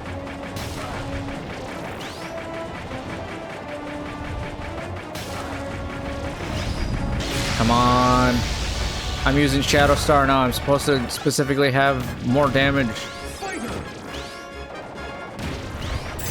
I tried not to talk too much about knowing the production, like behind the scenes for games, because obviously I'm not a game developer, and I know they all have different circumstances. So it kind of irks me when I see a lot of people talking about, like, they're like, oh, this is exactly how this thing happened and why development for this game happened this way, because it's like, unless you were literally a part of the process of creating the game, you don't really actually know unless the developers specifically say in an interview what happened. But I mean, come on, you know, it's the internet. Everybody just likes to spew shit as if they know what they're talking about, even though they might not. Nothing, you will never ever get a response on the internet quicker than having somebody prove themselves right or to prove you wrong. Which is actually a hilarious engagement tool that I think is legit, because there are some like TikToks or videos or like even posts on, I don't know, fucking Reddit or whatever form you're using, where they intentionally include a typo or some wrong piece of information, and then you will 100% see in the comments people trying to correct exactly that thing. And it's like, at this point, I can't tell if that's a legitimate mistake that the creator made, or if that was just like engagement bait and they were just trying to piss off the people that were correcting them. And because they now typed a comment, it counts as more engagement so that the video gets more popular, which, like, to their credit, if they discover that and they realize that it works, like, more power to you. I can't argue against that. I'd probably do the same thing, honestly. In this day and age where everything is so saturated and everybody's kind of trying to make it big on, like, social media or whatever, like, yeah, I'd fucking do it. Anybody game dev in middle school and watch your friends work on the game development? That's awesome. Dude, game dev is hard. I've talked to some people who have done, not necessarily game dev, but they've devved other stuff.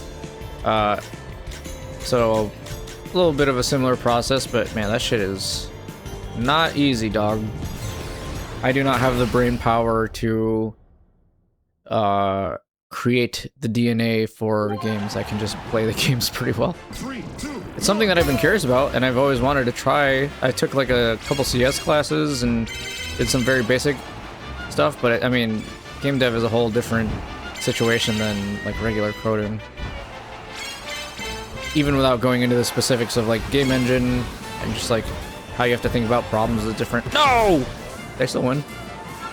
Oh, they're not even close. Although I am gonna die soon. Holy, go faster, please. Level 256. Okay, now I'm at the same level that it was before where I was getting soft lock. Oh, fuck, okay. This is the final boss, but I got low health. Well, not final boss, it's a midway boss. Please don't be a kill. Can this just be a race? I just want to race. Fuck me. Oh, wait, no, this is where I lost last time. And I only have no health. I just need ranged weapons. I can't get close to this guy. Oh, no! Give me that.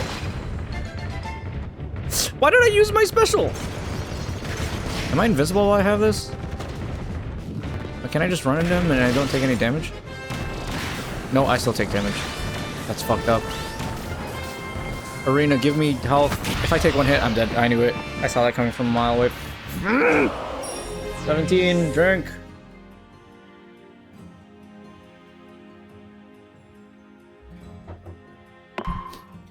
Since bad reality is in the game, yeah, I always think back to that one Adventure Time quote that Jake the dog said, where it's like, before you get good at something, I don't remember the exact quote, but it's like, before you become good at something, you gotta suck at something first. So I always try to give people a little bit of grace, especially if you can recognize that it's early stages of their craft. And hopefully if they stick through it, they end up getting a lot better. And for the people who do stick to it, it's really cool to see that improvement. Like, one of the easiest ways for me to see it personally is when you go through like an artist's portfolio on like ArtStation or wherever they post their art, and then you can see their very early works, and you're like, yeah, I can see the sort of style that they were developing over the years. And then if they end up just being like a god, however long it takes afterwards, and you're like, wow, they put in the time and effort. Fucking hell, put in the time and effort to get as good as they are, which is super inspiring to me. Not that I'll ever try to pursue to be an artist or whatever, but seeing that they accomplished being what is regarded as like an incredible artist or incredible at their specific craft, but you being able to see their early form because they were cool enough to post it online. Hell yeah. And it sucks because a lot of the times creative types don't want to post stuff early if they feel like it's not sufficient enough, which I get. I'm kind of a perfectionist, so there are a lot of times where I would not want to post something I made because I was like, it's not quite up to my standards. But sometimes if you do, you yourself will be able to see the improvement that you've made over time, and then you can be happy and look back on it and be like, wow, I sure have made a lot of progress since I did that last time, and now I'm like kind of good at the thing. So try not to be too hard on yourself if you're in the middle of learning something, because even people that are at the top of their field or the top of their craft are constantly learning how to improve and get better, right? Like you see it all the time in sports, or for me, I see in like esports kind of, where you think, oh, this is like the pinnacle of skill, or like this is the best this specific craft can ever be, and then just wait like 5 years from then, or not even that long, a year or two, suddenly that peak level, like everybody else gets to that level, and the overall playing field kind of elevates. So it's cool to watch stuff evolve in real time. 3, 2, 1, start! Oh!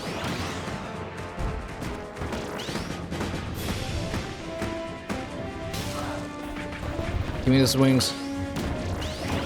Can I just stay here? Does it take damage? Yes, it does. I don't know if it takes more damage if I do spin attacks.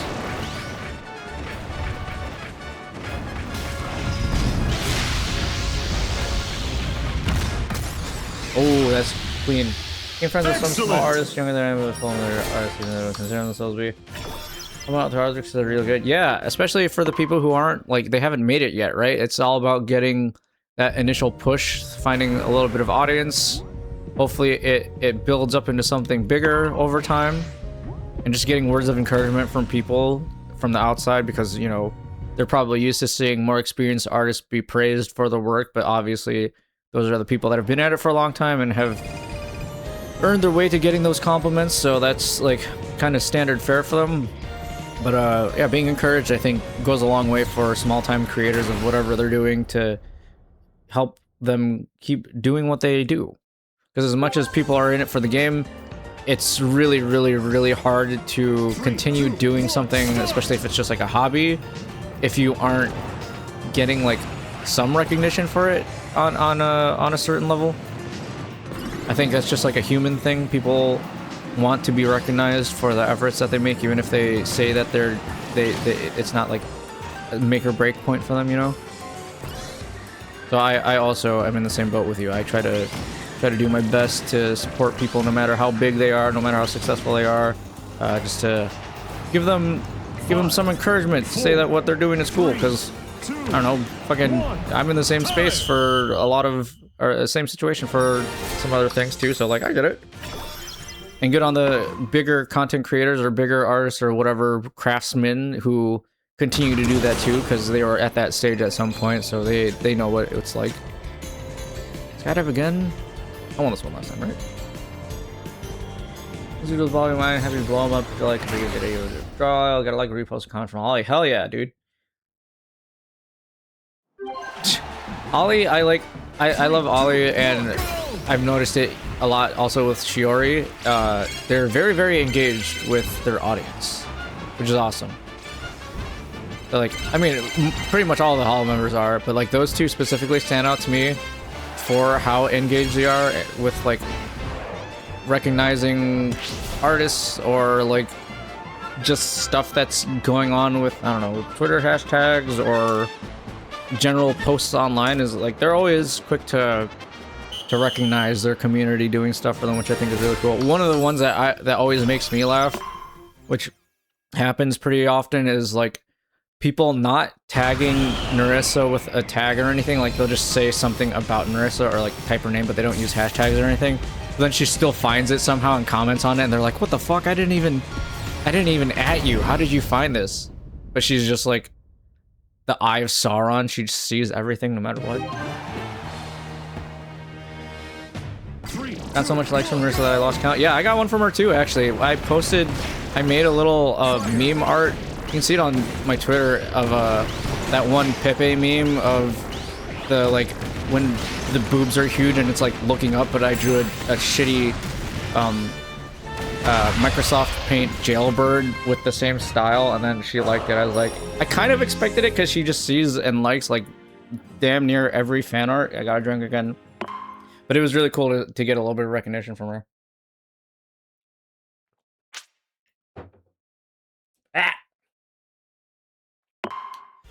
Then I also got At ANYC, I got Gigi and Crony to see my posters that I made at the panel, the booth panel in the exhibition hall, which was hilarious. Luckily, somebody else was recording that event, so I have it. I made it. It always kind of feels good because even though they got, you know, like millions of fans, having that little bit of I don't want to be parasocial or nothing, but when you see them and they see you, it's just like, oh, that's kind of cool. I still think the peak of my like internet career thus far has been getting my meme onto Asakoko, which was Coco's not Asakoko, her meme review Reddit meme review show. It was an episode with Shion, and it was when she was doing the how she always opened it up after a while with like, she posted to Reddit and then it would only be like the top half of her head and the top half of whoever her guest's head was, and then she would say like, take the image and like edit it, and then I made it so that it was Shion and her asleep, and then Fubuki was doing like a stream countdown to see how long it would take for them to wake up. And when I was watching that episode in real time and I saw my meme come up, I was like, oh my god. And it's unreal because there's like 60,000 people watching it at the time, so you're like, holy shit, I made a thing and there's like 60,000 people looking at this thing that I made. That's crazy. Okay, give me these bird wings. Just gotta go in the middle of them and spin. Oh shit, he's toes!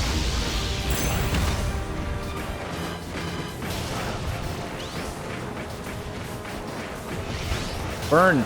I don't want to move too close to him. I touched his toenail and I died! What the fuck?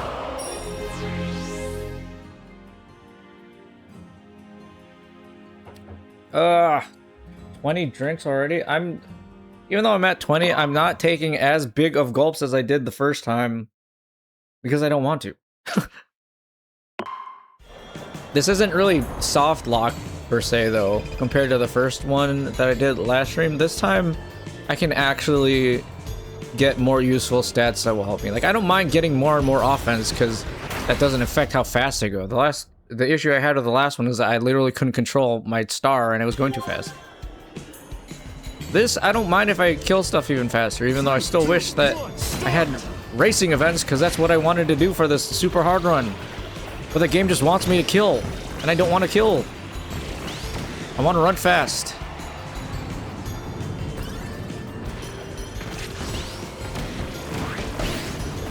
Oh my god. Give me this!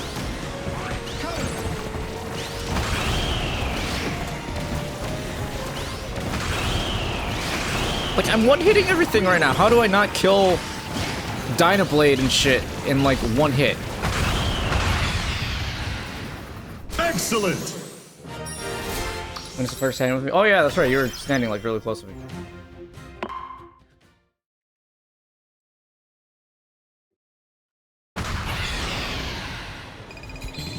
I'm debating now if I should just make posters for every ANYC and hope that whatever talent is doing the panel at the time sees it. It was kind of weird because originally I made those posters to try to get under the fan cam at the beginning of AFO. But then when I went to the panel and realized that it was exactly Crony and Gigi as a duo doing the panel together, I was like, oh my god, I have a much higher chance of them seeing my posters if I do it here than if it were at AFO, and it ended up working out that way.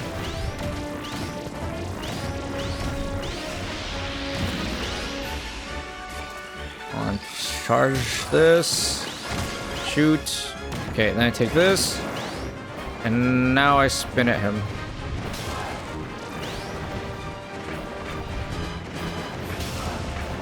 Come on, dog. I'm using the highest attack star, and I have like 40 offense at this point. That thing should die so much faster than this. These bosses have like super armor or something. I have a new idea for GG cosplay instead of her fist. I decided to try and get 3D printer print out number one stand.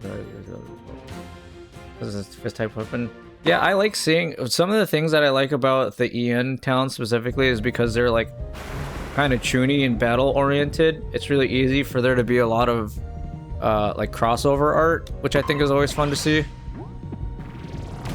Like I want to see somebody put all of Hollow Ian in a Bleach art style and give them like Gote 13 like Shikais and Bankais. I think that'd be sweet. But I've also thought about getting a 3D printer and making some things. There's a lot of I've recently gotten a lot of cosplay ideas that I'm like I could learn how to model like a file and 3D print it. It'd be hard. I think I could do that though, or at least like commission somebody to create the print and then like print it myself. And I'm thinking about it. One of the things that I kind of want to do that I had an idea for was for C2E2, which I plan on going, which is a big comic convention here in Chicago. Was I was going to go. Well, I'm not going to. I'm just there's an idea that I potentially have is a businessman, Jeff the Land Shark. If you're familiar with Marvel and Marvel Rivals, it's a little shark dude that has like he has a skin recently and a meme, an ongoing meme of him wearing a full-blown like business suit and suitcase. And I was like, I could just get like a suit and then 3D print some fins and a tail or something, and then do that, and that'd be kind of fun. But it would require a lot of learning how to make the different pieces, which is always the hard part. So if I did decide to go that route, I'd probably honestly just find somebody who I could commission to make the pieces and have them sent to me. Although I'd probably only 3D print the whatever the back fin is called, the dorsal fin, and then I don't know how I'd do a tail. Because I thought about it and I was like, a 3D printed tail would probably be kind of hard. A 3D printed shark tail would be like hard to carry around. I'd probably want to have like a fabric one instead.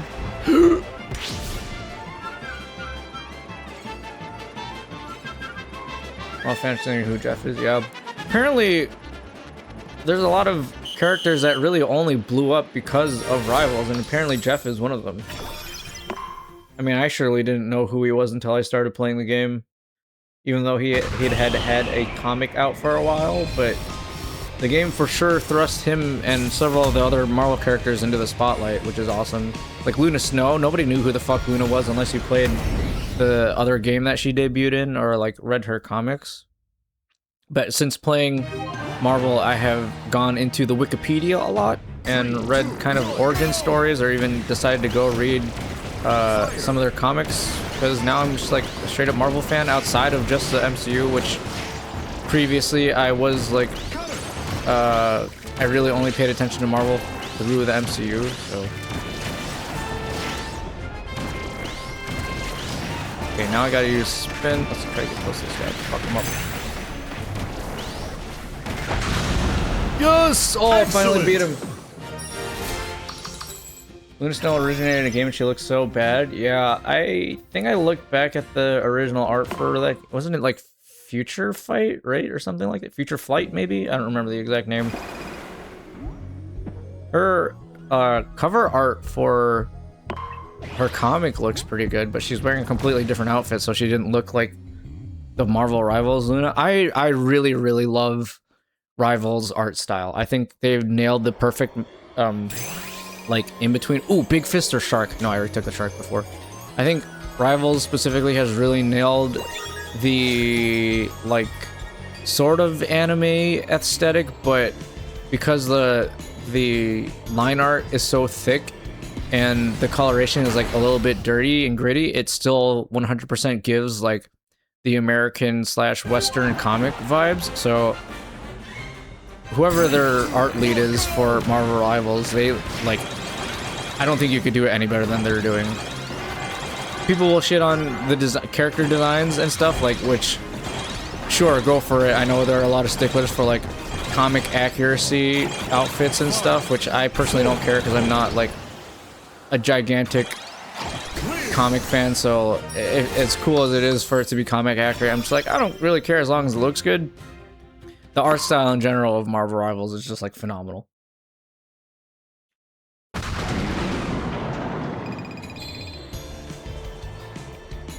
Every male's torso looks so fat. Yeah, they for sure are exaggerating the proportions of some of the characters. But I think it works out. I don't know if you saw Deadpool's character art yet that they've already included in the game, surprisingly. But everybody that I was seeing commenting on it was like, damn, his waist is like super tiny, and then he just turns into like a bomber jet Dorito man at the top above it. And I laughed at that. What the fuck? How are they so much faster than me? Wow, did I fuck up just because I charged for like half a second at the beginning? What? Or they baited me by taking this slow-ass star instead of something that's better. Wait, how far back are they sending me? Oh, okay, that's not bad. Halfway point is good for me. Your design has to be Ultron and Sucker for Robots. Ultron does look really cool. I thought that he was gonna be a DPS when he came out, which he kind of is. He's just like a DPS that happens to heal. But the fact that they made him a strategist at all, big fan of that. Like Rogue, I've been playing Rogue a lot. I'm kind of a tank main at this point because Emma's my girl, and I'm happy to have more tanks that I can play since I'm fucking tired of solo tanking, but that's just gonna be the nature of the game no matter what. Otherwise, I'm a strat main with Luna being my best strat, and then Susan and Cloak and Dagger probably being my next best two, or Rocket. I'm pretty good with Rocket too. But like Rogue, after I found out Gambit was a strategist, which I did not expect at all, I was like, I don't think that they'll release a second strategist. So I think Rogue's gonna be a or like I was praying that Rogue was gonna be a Vanguard, because frankly I didn't really know anything about Rogue before I looked into her Wikipedia and realized that she was gonna be the next character. And then they decided to make her a Vanguard. I'm like, yeah! Even though for the last day or so, everybody has just been trying to play her like a DPS. And now apparently the insta-lock rogues have kind of fallen off a cliff because it's all the shitty DPS players who don't know how to play tank properly. They're finally leaving and actually leaving it for the real tanks players to play. Oh my god, these guys are not riding the rails. They're just flying in the air. That's why they're going so fast. Okay, I see. Only ever played DPS, gotten MP for Iron Man, Iron Fist is fantastic. Dude, Reed is basically a tank. I do like that they make characters that blur the lines between the, oh, I got a drink, by the way. Oh, I don't have any more. Hold on, I'll be right back.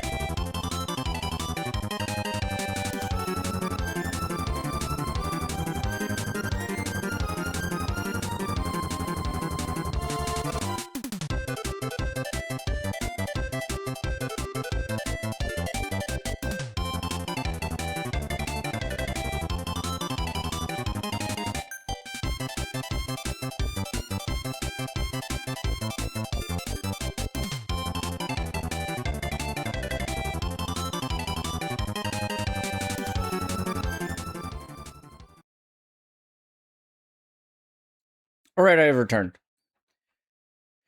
Like the fact that Reed can damage with a stretching part of his arm and not just where it's meant to land. Yeah, when I first saw what he can do, or like what he's supposed to do, and I saw that people were kind of like throwing his arms left and right after he throws his attack out, you know, because it's like a constant hitbox. I was like, that's actually kind of a really cool mechanic. He doesn't do that much damage, but man, that dude will live forever. I do not like fighting Reeds one-on-one because it will just take way too long to try and kill him. 3, 2, 1, go! Especially if he has a team up with Susan so that he gets the extra shield. Because even just his base kit, that guy just will not die.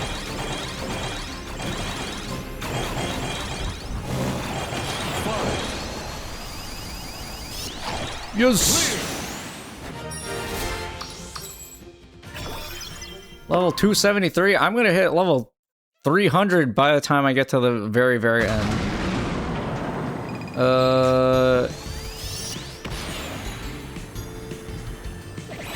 Okay, so everything on the rail, or I could just not take rail panic.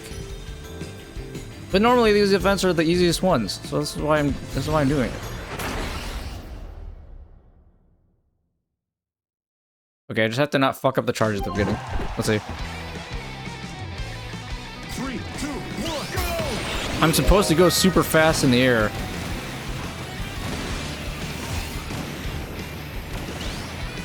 Except I'm still riding the rails, so... And I lost again. Do I fall too fast? Like, how come I didn't go in the air that time?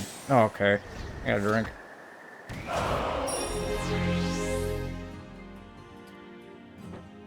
Stream is bugging it so much. Yeah, I wish that there was just a constant... Everybody gets 100 gigabits of internet. But such is not life. The ISPs don't want everybody to enjoy their internet havings. Okay, so that was not the answer. I think I just don't pick the rail event.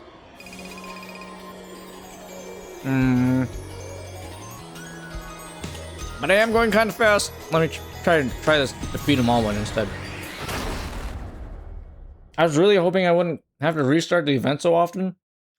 Because I wanted to watch Vinny's Sunday stream, but I'll just catch the rest of them out later. 3, 2, 1, go! Ah, shit, this isn't the one that I want. Oh, wait, no. Actually, this is okay. What? Why did I change machines? Did I? No, I didn't die. I got so much health. Give me this. Oh, double kill. Come on. Come on. He's in tank, but I can kill him. Stop slipping, dog. I need more weight. I'm a little too slidey. Excellent! Okay. Okay. Don't be a dumbass, Rice, and pick this stupid rail event. Just go for the kill. I've been focusing on so many offensive stats, and now I just straight up can't win anything that is related to races. Like, the difficulty spike in this is insane. Turn? Yes. They're both defeat rival, but I don't know what the hell... What is... I need that Swerve Star. If I get fucked over by another Button Master challenge, I need that specific thing, because I'm going too fucking fast! What? Lead rival will keep the Dizzy Beam item. Oh, that's why my controls are messed up. I do not like this.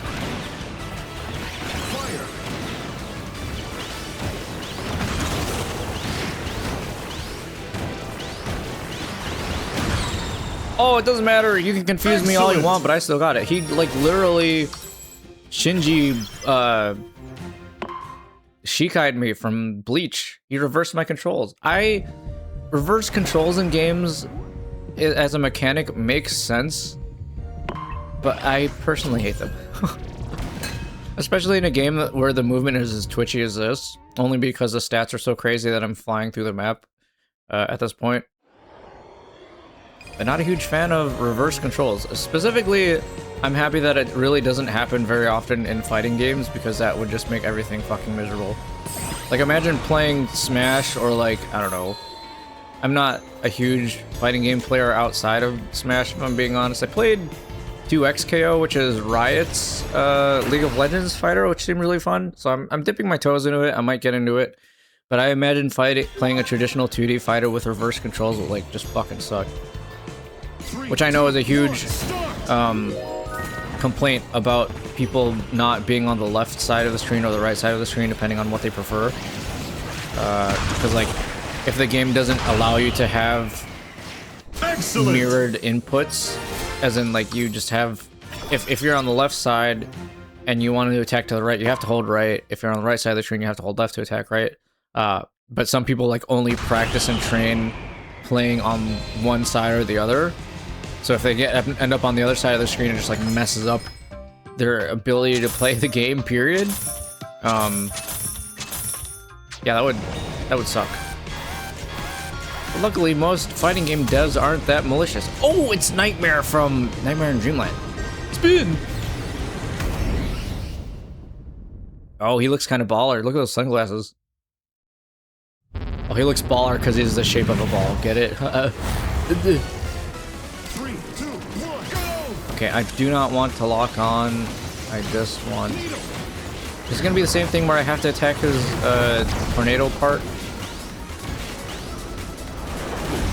Oh, that fucking hurts. Okay, I just died. What the hell? Drink. Ah. Alright, 22. I should have expected that. And I heard that they were doing a remix of his original theme from Nightmare in Dreamland, which was like a banger song. I should add that to my video game music playlist. Can't handle being on my phone for Twitch streams anymore. Shit's horrendous. Dude, the Twitch mobile app is like fucking garbage. I'm not gonna lie. Every single time it always buffers for way too long. And like the quality randomly has drops on it all the time. I just do not like using Twitch's mobile app.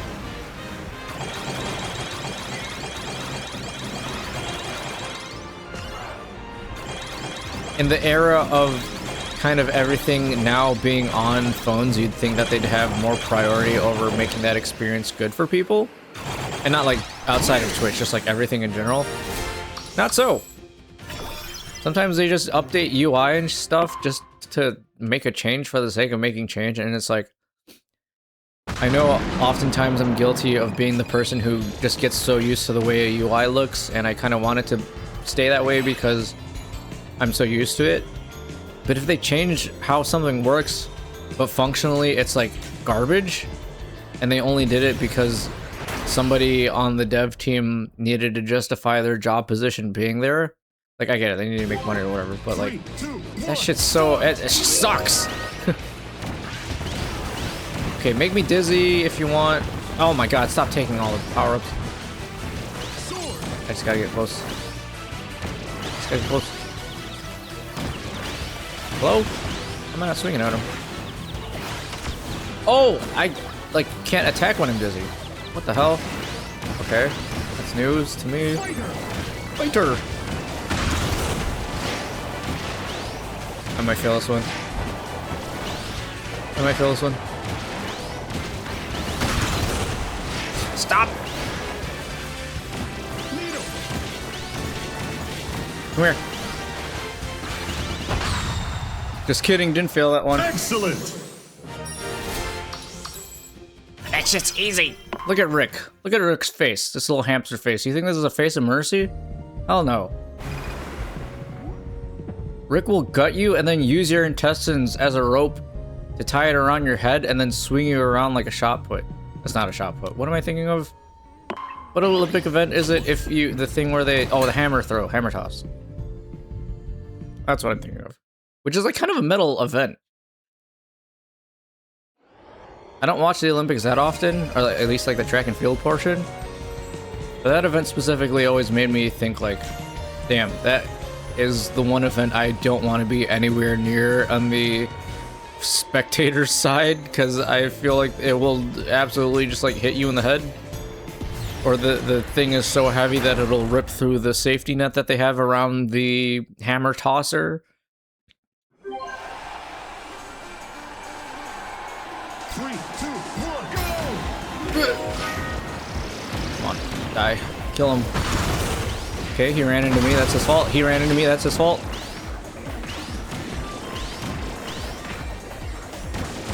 Give me this. Oh, you're dead. You're dead. That was your fault. You ran into me. Come on. Come on. How do I not have prio over? Yes. Excellent. Eat shit. Am I actually gonna hit level 300 before I get to stage 10? I don't even remember how many stages there are. Is there 12? Okay, what did I fail? Was it a kill challenge? More offense. More HP. Okay. Oh yeah, it was Nightmare. Can I just like race one of these bosses instead of fighting them? This fight is really cool, but like hell, dude. We're almost at 2 hours on this game. Man, the last one I did, I only got to stage 8, and I was literally soft lock, and I was just trying to brute force it for like an hour and a half. That shit did not work. Fighter! Okay, because I have a lot of charge. That does so much damage. Okay, don't stand near him. That's how I died last time. Woo! Health, I need health, I need health. What the fuck, am I stuck? Plasma.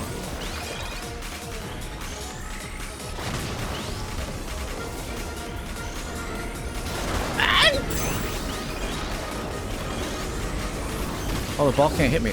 Okay. Maybe I just spam plasma balls at him.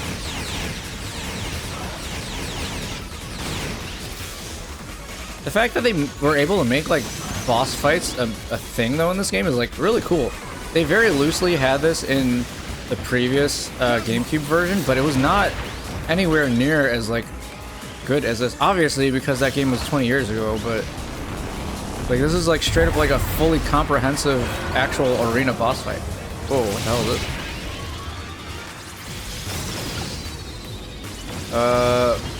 Dude, just give me this plasma power-up. Ow.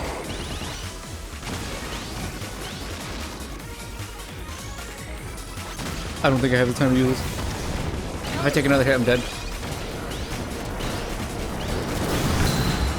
No, why did I use my special? Whatever. Fucking run into him. Rick, please. Yes, eat shit, Nightmare. Ah, you've killed me. I've turned into a PNG of a face. Ah. Damn, look at those teeth. And that chin. Holy crap, the Crimson Chin doesn't have anything on this guy. That wasn't a butt chin. That was just like a whole set of legs chin. Versus Nightmare. You can now play Versus Nightmare in Stadium mode. Ooh, so you can actually play against the bosses just as an individual fights. That is neat. Personally, you don't think it'll last as long for a game? Maybe Plants vs. Zombie, though? Oh, for chill games, I feel like you can go for... intentionally, those games are made so that you can play them as long as possible. Plants vs. Zombies, if that is in fact what PvZ stands for you. I don't know, that game I feel like I could play that for like 5 hours straight. The TV corner? Yeah. So is this the middle one? Oh, dude, I don't know if I have time for this. Wait, stage 10, and then there were 2 more stages after this? Okay, if I fail this stage, then I am gonna call it quits. Maybe. Wait, what time is it? For me locally? 9:30. I can go for like at least another 30 minutes. Hopefully I don't have as many setbacks. If it's more race oriented, then I should be good because my stats are just fucking crazy at this point. Look at that! First place already? Without really even trying. Earlier, my last stream when I got soft locked, basically what happened was I was just, because this is a roguelike, right, and they kind of reset you, but you continue to get power-ups from stages that you have to clear in order to get to the point where you failed at. I was repeatedly just getting speed power-ups, right? But the issue for my soft lock was that I was going too fast. But it was funny because up to the point where I'd get to where I was soft lock and failing because I was going too fast, all of the events were racing, but my stats were so through the roof. Like, look at that. I have the blue one at the top, 50, the stats were like that high, and I could literally put down my controller and just let it play by itself, even if I was running into the walls, because I was going so fast that it didn't matter, that I would just win anyways. So, the swerve start. See, this is a thing that I needed to not get soft locked in the other stage 8. But apparently that didn't matter because they placed it in stage 10. So I literally had to take this route, otherwise it was impossible. Race, air.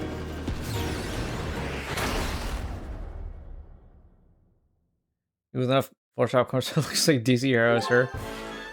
Man, people can work some crazy magic with Photoshop. I can Photoshop a little bit, but not anywhere near how crazy some people manage to make it where it looks like flawless. And I kind of want to assume that those are people who actually have to use Photoshop for their like day job, and just for some reason they're fucking around with like memes or something. I wish that I was at that level where I can manipulate something so good that it just like straight up looks like a legitimate image. But no, my Photoshop usage is like strictly for memes. Drink, by the way, and I'm not using Swerve Star for this because that was horrible. But within Photoshop or image editing, or honestly really any bit of editing,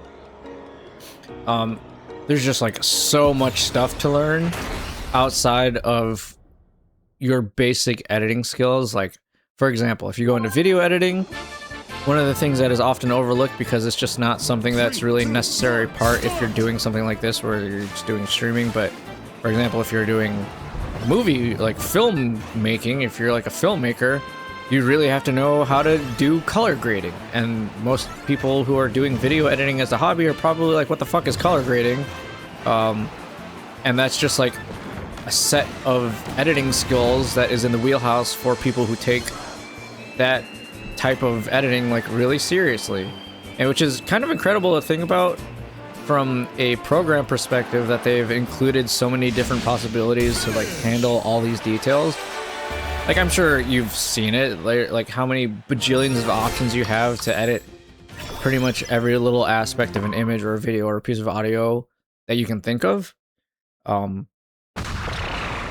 like editing stuff in general is one area where I personally believe no matter how good you are at it, or no matter how much you know, there's just an endless supply of stuff to try to learn because of the raw amount of options. So it makes me think of, what the hell do the people who are building the programs, like Adobe, or the people who are doing dev for Photoshop, like, holy shit, those people have to be insanely smart to be able to think of how to create the tools to enable the people that are using them to like get their job done, right? Like, using the tool is one thing, but being able to make the tool for somebody else, that's just like a whole nother sphere of brain power smarts that I, A, do not possess, B, will never possess, and C, am thoroughly impressed by. Love editing videos even though it is so ass. Dude, me too. My issue with editing my, like, I only just recently put out a new Metal Gear Solid series from the last couple of Metal Gear Solid streams I did on my YouTube, and I love the end product, right? I love seeing it be finished, but for me the issue with editing is starting editing. Specifically with video editing, these streams, it's just that I have so many hours of footage and stuff that I have to comb through for like the good moments that it kind of like sucks to go through. If that makes sense. On one hand, sometimes it's really fun to do because I get to look back at the playthrough and I make myself laugh with the moments, and it's like kind of a nice visit through like my playthrough, like a little bit of looking back on the memories. Like, damn, if it's a playthrough that goes on forever, sometimes that shit just sucks and I just have to grind it out and sift through the footage to get the right cuts and the moments that I want. Like, Silk Song's kind of that way because a lot of the playing of that game is just like navigating the map where not that much happens, and it's just like kind of filler, for lack of a better term, right? So you just kind of have to go through it. The biggest example that I can think of that was when I edited my Zelda Tears of the Kingdom playthrough. And a lot of those streams, I played them for like 5 hours plus. But editing those videos kind of sucked because it was just like 8 hours of footage that I had to comb through in order to get stuff that I wanted for the video. Which is like totally my fault that I was just playing it. But it makes me realize why people have editing teams do that for themselves, because dude, big full-time content creators, there's no fucking way that they could do what they do and stream for as long as they are, and then also handle the editing by themselves, unless they just like straight up did not sleep, because it is insane. Because personally, for me, it takes like maybe 1.5 times the length to review and edit a piece of footage and put it into a cut. So like, for example, if I spent 1 hour playing a game and the VOD's like 1 hour, it takes me like an hour and a half to go through all of it and then put it into a video, right? Hello? Also, I know that the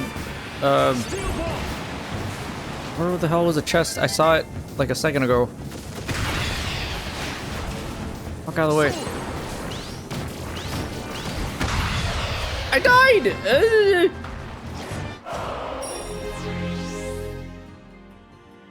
Drink 23, 24. Most reason that I did was in November, this compilation of Friend recording on Twitter. I'll just end it because it's funny. Yeah, dude, DM it to me, or is it on YouTube channel? Is it the same name as your username here? I'd look it up. I'll drop you a like, I'll give you a view. I like seeing other people's efforts into the videos that they're doing.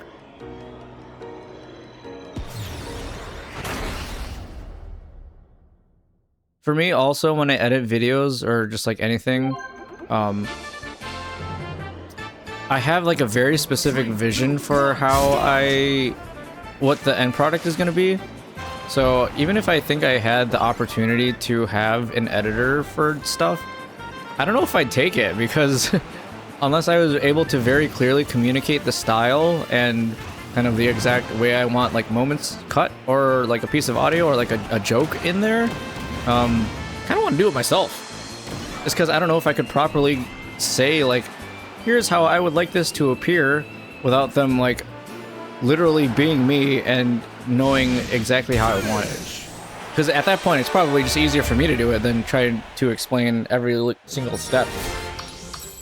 But to be fair, there are editors who are just straight up, they get it, they just know how to do it probably even better than the content creator themselves. So those people are really rare. There was a point in time before I had my current full-time job, I was considering doing just like side gig work as a video editor, just for like people in general, since I was doing other like contract work at the time.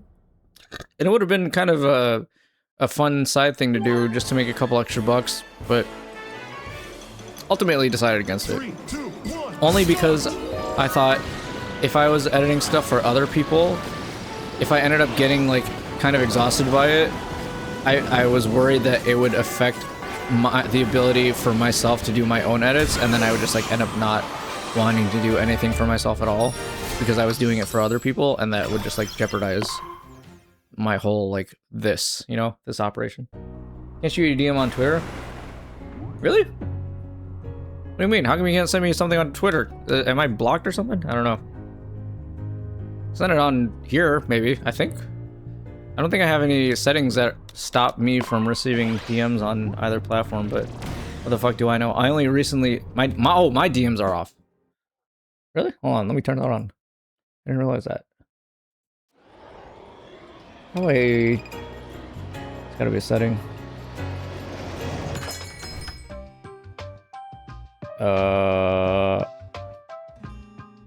Settings and let's see. Oh, direct messages. Oh, you're right. I do have nobody on. Allow message requests from everybody. Okay, I think I fixed it. I don't know why it was set to nobody. It's weird.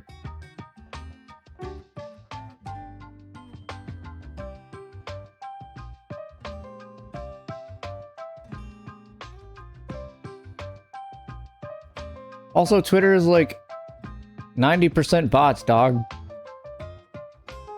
It is absurd how many fucking bots exist on Twitter. Actually, it's not absurd. It 100% makes total sense that Twitter of all social media platforms is the one that has a shit ton of bots on it. But like almost every day, I will receive like a random new follower on it, and it's just like, I think it's like a VTuber specific or streamer specific thing where the profile looks like a legitimate person, right?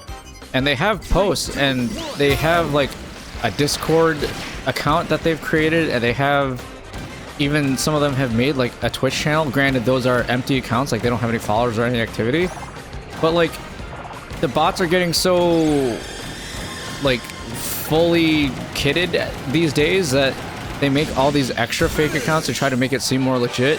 But you know that it's a bot because if you look at all their Twitter activity, they're basically reposting the exact same thing, just with like slightly different attached pictures. And for these art bots, it's always like, I created a logo or like an intro for this streamer, and they're all like these super generic looking logos, extremely generic looking, like you could have probably picked this off of like Shutterstock or something, or like a Google search. And then if you look at the account that they supposedly were commissioned for, that account is also probably a bot because of the way they write their speech. It's just like, no human writes or talks like that. So it's so, I don't know. I read something specifically that was like, what was it, like 40%? I don't know the exact percentage. Was it 40%? Holy shit, that thing just fucking murdered me. Drink. It was like, some high percentage of all internet activity is actually just bots. It's not real people. And at first I was like, that's crazy. But then I thought about it, and then I thought about the Twitter bots. I thought about all the bots that you see on YouTube and Twitch. Like, yeah, there's like, for a while, there's like a view botting epidemic. It's probably still going on, but I haven't really kept tabs on it. But then you see all like, you think about the spam messages that you get in your emails from all these unsolicited companies and whatever that aren't real people, and I'm like, that actually makes a lot of sense. And it's not all that surprising because creating accounts and probably writing the scripts to have them do those interactions with real people, and whether it's an attempt to scam them or not, I don't really know or care, but creating that army of bots and fake accounts like is super accessible and probably easily automated by people who are able to sell that service or do it for themselves for whatever reason. So I think it was called the dead internet theory, where it's like it's considered dead because there's no like real humans using it, and it's at some point it just like gets overtaken by bots, especially with the advent of AI and that just being a huge upcoming thing. I think honestly, I've thought about this, is like AI is probably the defining trait, technological trait of the 2020s. Yeah, it makes sense. Like at some point, all your DMs and all your social interactions are just gonna be either ChatGPT or Copilot. Which sucks. I want to talk to real people, so thank you for stopping in and being a real person. I've already confirmed that you are, if in fact, a real person. Advent like Hololive Ian Jen, yeah. Oh yeah, dude. I thought that was such an interesting name for them to pick as a generation name, but it's like a baller name, man. Like the advent, the creation of a new generation, it just makes so much sense. Especially because Advent had a pretty long time before their debut compared to Council. Well, Promise now, right? But Council, when it was just the main four plus Sana, and then Iris was on her own still with her project. Council-ress, I guess, if you want to still consider it. I'm in the same boat where I always imagined Iris being a part of second gen, or relating to second gen a little bit more than Myth, because she is the one weird solo debutante. But I love Advent, dude. I think out of all generations across every single branch, Advent's group songs in particular are my favorite. Like, I listen to Sirens so much. That is like a top 5 in general Hololive song for me. I'm actually going to do... I've had this in my back pocket for a while now, but I box sometimes. I do boxing, just some heavy bag work on the side when I work out sometimes. So I'm gonna do what I guess I'm gonna call a boxing cover, where I basically hit the punching bag to the beat of the song, and Sirens is a song that I want to do it. It's just literally the gym that I go to, the punching bag, the heavy bag, like broke a month ago, and they haven't replaced it yet. But I'm gonna record it, and then I'm gonna overlay the song. I literally wrote out like a choreography for how I have to do the song, basically. Like, I could just like wail on the bag and hope that it was to the beat of the song. I did test it, but it doesn't work out that way. So I literally wrote out for phrase by phrase. I looked up the lyrics. I memorized what patterns I have to do for what part of the song, and so I'm gonna do that. It's basically learning a dance. But I'll do that, I don't know, whenever the fuck my gym fixes their bag. So okay, so the key is here. Holy shit, I'm going so fucking fast. I might need to use the I'm a dumbass. I didn't pay attention to where the chest was. It was like here.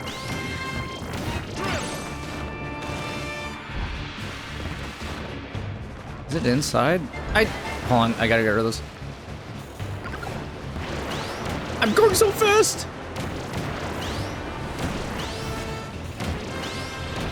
Where the hell is this chest? Usually these events are the easiest because they just like tell you where everything is.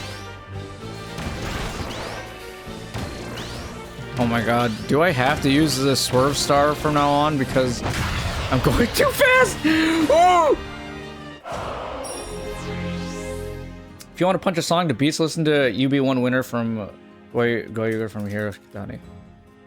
I will look that up. I'm always a huge fan of discovering new music, so I'm more than happy to listen to recommendations from other people because, frankly, my playlist, my own personal playlist for music is so big and has so many different genres that I don't listen to the same thing over and over for a very long time. My favorite genre is funk music. If you're familiar with Jamiroquai or Wolfpack, I guess those two would be the best to capture the type of music that I like. I love heavy bass lines. If you've listened to Callie's, one of her most recent songs, Orpheus, like that song, I fucking love that song. That's like, it has like all the elements that I love in a music, like really funky, groovy bass line, slap bass, goes hard. So that as a genre is probably my favorite thing.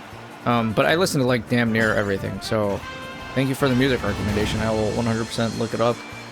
And for the boxing covers, first of all, I still need to get this one in the works, in the books. But I have thought about several other Hollow songs that I want to do. So Callie's Orpheus is one of them that I kind of want to do. Maybe after that, Sirens will be the first one. I was thinking of doing Next Color Planet, Suisei's, one of Suisei's earlier songs. Because that's a really good song. Dude, there's just so many good Hololive songs that I could potentially do for these boxing covers, but it's hard. I haven't done dance choreography in a very long time, but it really very quickly reminded me of how how difficult it is to do it. Especially because some of the songs are pretty long, so if it goes over 3 minutes, it's like I have to actually use some brain power to make sure. And the thing specifically, like, 3, 2, 1, start! Because it's like essentially a dance choreography, it's kind of hard to do specifically for boxing because I have to, in order for the contact of the glove with the punching bag to be on beat with the song, I have to throw out the punch a little bit early, right? Like if I throw the punch exactly at the timing of the beat, it's gonna be too late. So I have to adjust my swings to be slightly early so that the impact, instead of me throwing out the punch, is when it happens. It's only like, I don't know, a fifth of a second or something, but it's something I didn't really consider until I started trying to practice it, and it's like way harder than I thought, but also kind of cool because as soon as I'm in the flow of it, I can just kind of keep going. So it's kind of nice. New experience compared to learning dancing, because it's not like you dance with lag, but it is very real. Need to listen to more Hollow songs, dude. The thing, as somebody who follows literally every Hololive talent and tries to keep up with as much as I can, especially their music, a lot of them are releasing so many cover songs all the time. It's just like there's just so much. So I don't blame you at all for struggling to keep up with it, because they're just constantly releasing, which is great. It means you never have a shortage of stuff to listen to or check out. But like, damn, it's like a full-time job if you actually want to get everything in. One of the things that I suggest that you do listen to, which I personally has become one of my favorite cover songs, it's not an original, is Regloss's cover of one of Kenshi Yonezu's songs. It's a song that I think it's on Ririka's channel. It's I forget the name of the song. I'm pulling blanks on it, but it's a song that they sang for Aokun when she graduated very suddenly. Sadly, oh, that fucking sucked. I was so sad about that. I really loved Aokun. But the song that they sing, which is a cover, first of all, their cover is fucking fantastic. Everybody sounds really good. And Ririka actually talked about her being sick for that cover, so she wasn't even singing at like full strength, surprisingly, but she still killed it because she's just like straight up a really good singer. Oh wait, is it here? It is here. I'm a dumbass. I didn't have to go that far. Hold on, I gotta do this. Listen to Regloss's cover of it, I think on Ririka's channel again, and then also listen to the original, because that is just like, again, a straight up really good song. So Device is good, you swear? Dude, Device, I thought at first the idea of the project struck me as odd, because I was like, what's the point of creating a sub branch when all of the generations are already kind of doing like the group thing? But I get it. They're so very focused on creating group content together, and their performances and putting out their covers and stuff is a little more tight-knit. I get it. And the girls that are signing up for Device as a branch obviously know that that's kind of going to be their group dynamic instead of debuting as a regular generation, right? So it's an interesting project, and it obviously has legs, because look at how fucking successful. I mean, if you're in Hololive, you're going to be successful no matter what, right? But look at how well all of them have been doing. So it's cool to see Cover continuing to experiment with what they do,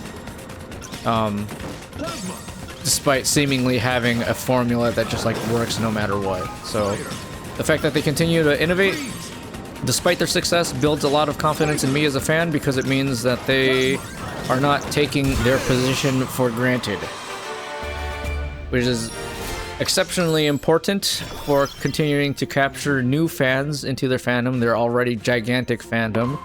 And I think Regloss and Flowglow have a lot to do with that, because of specifically the like TikTok trends that have taken off. I'm not on TikTok personally, but I know that they get reposted to like my thing with TikToks is like anything that gets super popular will probably get reposted to somewhere else anyways, so it's like I don't really have to have an account to see it. But like Hajime has popped off with a lot of her like meme dances. Rodden's Maitake thing has really taken off, right? So they're all of them are fucking killing it. I'm all for it. 3, 2, 1, start! Also, Kanade is just fucking hilarious. I love that girl. When I saw at ANYC the people doing the Getsuyobi thing for her Monday, it's Monday meme thing, I laughed so hard. The guy who had the poster, I think he was like the organizer of that. he baited me into like looking into his poster that he made for it. And I was like, you motherfucker, but I laughed because it is very true. It's so funny. That girl is just such a gremlin. Being a TikTok hate when there's shorts of shows and they're being gay kept bothers me so much, especially because it's also makes super content. People keep saying Power Rangers. Oh, dude, again, that might be the like incorrect information engagement bait. I don't know. It could be. It could just be people trying to piss you off just to get a comment in. I don't know. Call me a conspiracy theorist, but it could be there. Yeah. Oh yeah. Well, it is 100% on Instagram as well. I see that all the time. The worst part is the AI voice. I don't know how you feel about it. Like, dude, I hate that like random AI dub voice. It just like, that's not it. It's not it. Until the voices can become natural, which to be fair, there are some programs that you can build off of somebody's already existing voice and then it sounds way better. But whatever that default like AI voices, I hate that shit so much. Now, the people who post know exactly what Super Sentai is.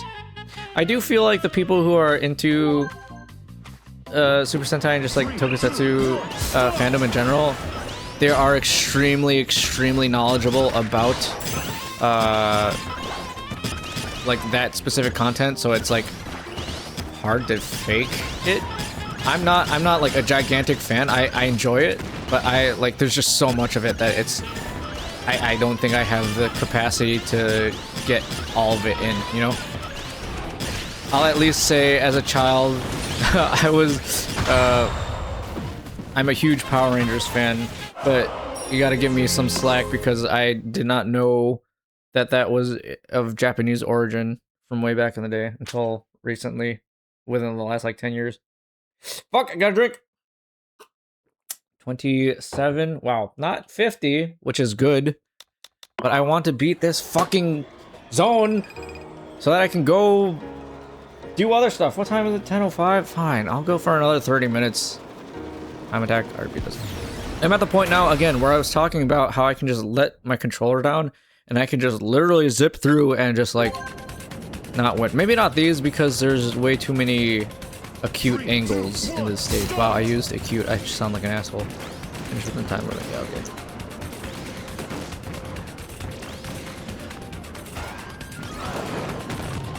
Stop giving me top rides. I want races for the regular air ride courses. 5, 4, finish. Okay. Do the same brochure I talk about. Need to write so much information for blah blah blah blah. All those. I don't know how big is your brochure, bro.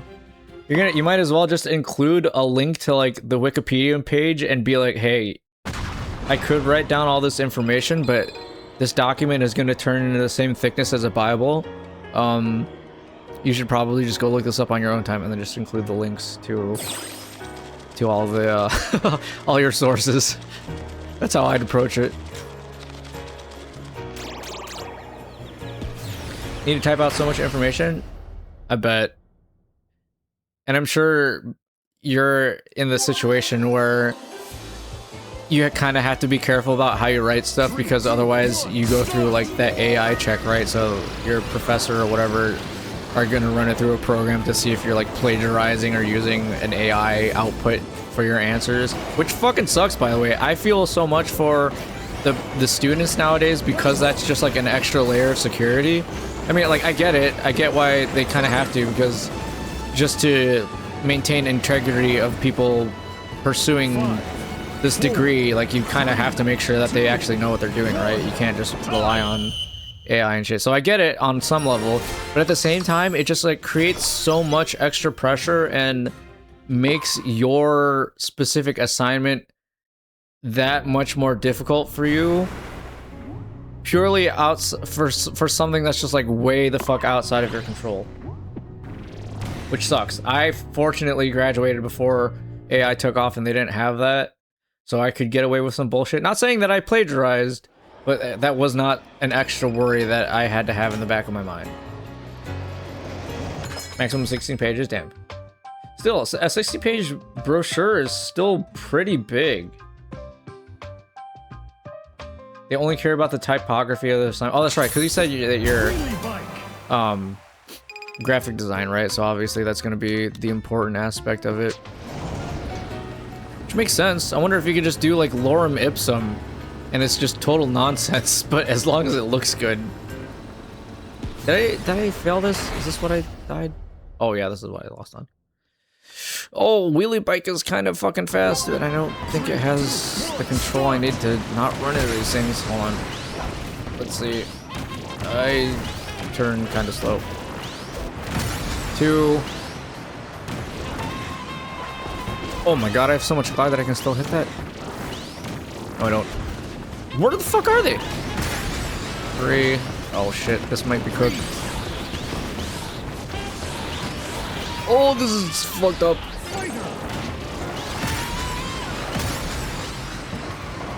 My bike is too fast. It's a little unwieldy. Oh, wait. Why can't I go down that bridge? Hello? 5, 4, Are you shitting me? 2, 1, time. Dude, I have to use the swerve star for everything. There's no way. Very fun to write because it gives you purpose. I appreciate that you aren't just conceding to use copy and paste. Personally, as somebody who writes instructions as a part of work, so I basically have to reword and think about carefully the word selection that I'm using for the stuff that I'm writing. Honestly, it's kind of hard to rewrite stuff that's already in front of you.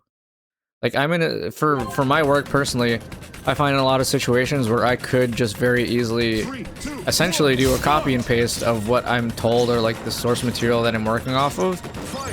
But to make it truly worthwhile and good, I have to rewrite it. So, but if you said your professor really only cares about the typography, then you know you got some leeway with it. And that's obviously the main focus of your assignment, anyways. Which is interesting. With typography, what are the aspects of typography that they care about? Is it just like placement? Is it visual appeal? Do they make you create your own font and then you have to write your entire brochure, your whole document in like the custom font that you made? I've never... Graphic design is always something that I've been interested in, but have never really looked too far into because there's also a lot to learn. I think placement and appeal. Yeah, that makes sense. If the idea is to simulate something that would be given out to the public and try to capture as much attention as possible, right? So that seems like that would be the main focus. Holy shit, I'm so fast.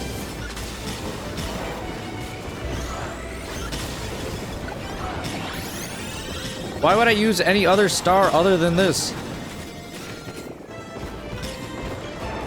I know I said I wanted to use the boost star in my last stream, but holy crap, dude. 2, 1, time. They're not even close!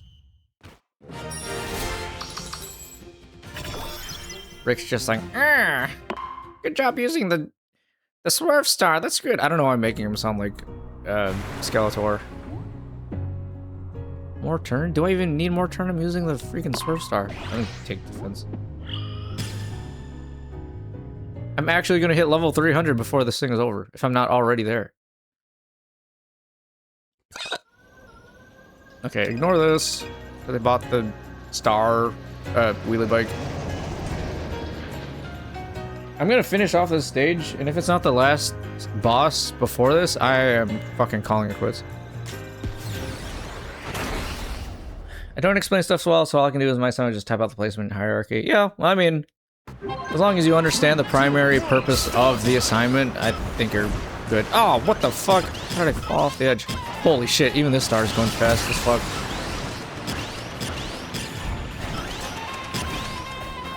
At least I can actually aim. Look at this.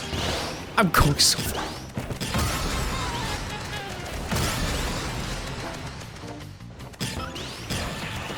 Oh my god, how do I... I'm getting killed by the other riders before I fucking... Yeah, see, exactly. I knew I was gonna die. Drink. I'm at 28 now? God damn, dude. Fucking Christ. Even with the control, it's just... I'm getting wailed on. This really is Omega super hard mode. I already played regular hard mode for my first playthrough of this, my first run, and that was like semi-difficult. I did fail a couple of times, but for the most part, I cleared it first try. But this is just like a gigantic difficulty spike. Holy crap. I was not expecting this for Kirby Air Riders of all games. The original Kirby Air Riders, you can kind of just go all willy-nilly, and the game is just like sort of easy to complete no matter what. Well, I mean, they didn't really have that many challenges like this either, but maybe that's why Sakurai really emphasized the fact that there's not going to be any DLC patches or anything, or like aside from these very minor balance patches that they've, well, one balance patch that they pushed out, there's pretty much not going to be anything else for this. Because he decided, I've already learnt how to create the ultimate ceiling for this game, so I do not need to artificially create it later. Because it's just fucking hard and ball-crushingly difficult from the start. Holy crap. Did you just watch the video they're saying on Twitter on stream reaction? Yeah, I'll do it after. If I beat this last stage, I'll do that real quick. Hold on. Beat Kirby. Oh my god.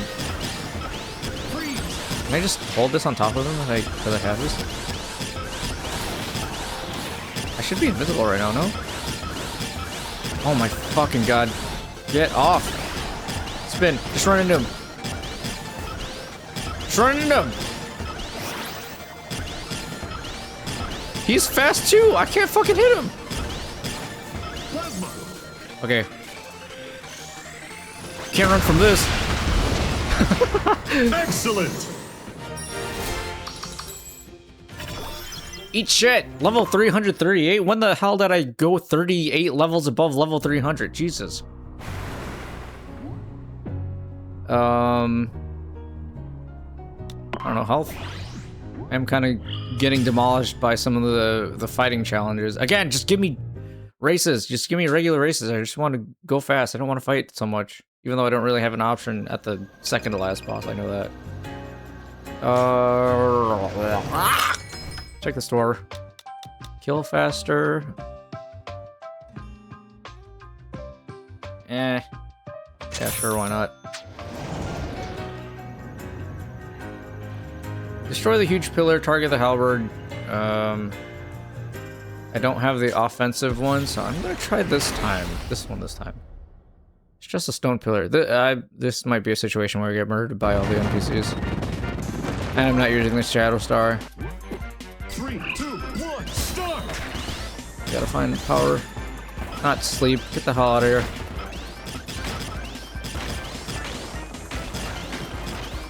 Do they only want me to use this?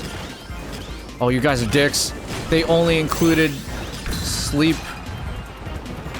Please tell me my special, it gives me some, like, damage.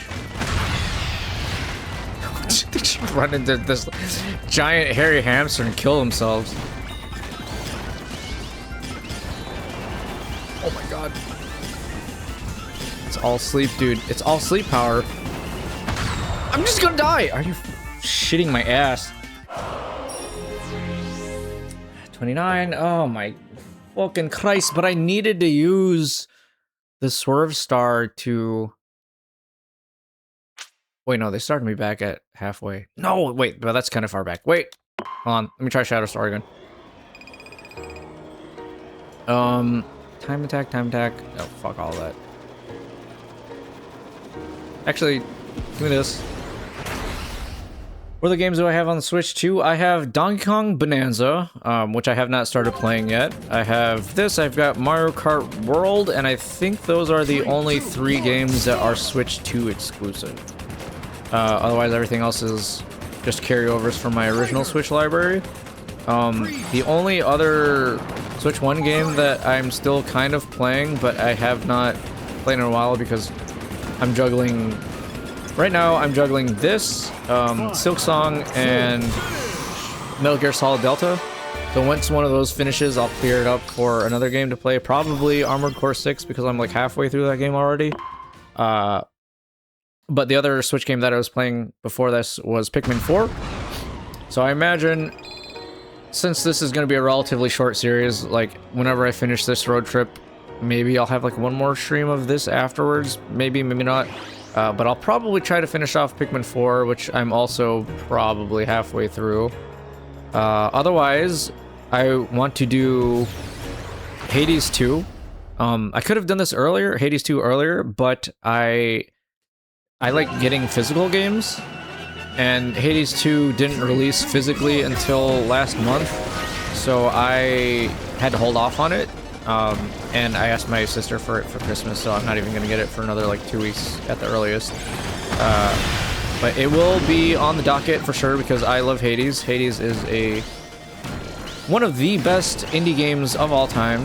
First Hades, and Hades 2. I have tried so hard to avoid watching streams of it, and unfortunately a lot of other content creators and streamers that I watch have been playing it, and I'm just like, I want to watch, but because I also want to experience it firsthand without spoiling it for myself, holding off on it. And it's kind of nice because Hades is just like a roguelike, so I can kind of play it in smaller chunks, and it doesn't have to be an omega grind of a stream. Like, I have some of the other Switch games that I also have that I want to play, but have not done it on my own time. Xenoblade Chronicles 1, which would not be a stream game. It's not something that I would play on stream just because JRPGs, A, take fucking forever, and B, the way I play JRPGs, at least specifically the Xenoblade Chronicles series, I want to like 100% the game. That's just me. Xenoblade Chronicles 2 is my favorite JRPG of all time. And I have Xenoblade Chronicles 3. I bought the special edition. No, I didn't. Not Xenoblade Chronicles 3. I totally lied. I bought it like on release day, and I was super hyped for it. But I do not feel like I can play that game because I know specifically that you want to have played 2 and 1's story, because there are parts of it that are included in 3's story that won't make sense if I haven't played the 2. And like, I'm probably like 3/4 of the way done with my Xenoblade Chronicles 1 playthrough, but I just like paused on it for a while because I'm, again, like trying to 100% it, and it just takes a long time because it's a JRPG. So, one thing for how old are you? I don't know if I asked or anything to say. 31. I have, my birthday's in September, so I have passed my 30s, unfortunately. But if I'm being real with you, I am in better shape, and I feel physically way better in my 30s than I was in my 20s, surprisingly. I've always been in pretty good shape because I play volleyball, and I have constantly worked out throughout my life. But hitting 30, something like a flip switched in my brain, and I just want to get like really cut and jacked by the time I hit 35. So I want my physical peak to be like around 35, if not later. So I've been grinding the hell out of the gym, which is good, and I kind of regret that I didn't do it sooner, but I just didn't have the motivation for it for whatever reason. But yeah, 31. Damn, you and the other wizard, oh, you sound like you're younger than you are. I mean, dude, that's just the Asian gene, I think. Honestly, the only tell for me in person, if you could say like, oh yeah, that kind of makes sense, is the fact that I have a bunch of gray hairs all of a sudden, which fucking sucks, by the way. I didn't want to start graying out until I was like 50. But I hit 28, and then like literally overnight, I just started getting a bunch of grays out of nowhere. It's probably just the ultimate culmination of me, having a shitty sleep schedule because of college. Like that kind of just carried through into my adult life, unfortunately. And then, I don't know, just general life stress. Oh shit, I got meteors. So yeah, I just fucking started graying out of nowhere, which pisses me off. But other than that, that's probably the only thing that would be a tell of that I'm like no longer in my 20s. Like I'm short. Excellent. Honestly, I'm way above the average like physical condition for people my age. Like a lot of my friends are also in the 30s, right? Obviously. But a lot of them at this point in their life are like complaining about the typical chronic pains that you hear a lot of other people at this age or like later complain about. And me personally, I am too stubborn to let that hold me back, and I'm just like, fuck that. I'm not going to be the person that complains about it. So again, that's part of the reason why I'm grinding it out in the gym, and I feel frankly pretty damn good about myself, and I don't really have the same like issues that a lot of other people my age do, which like is good for me. That's great for me, honestly. Okay, this is the last stage. I get told I look older than I am.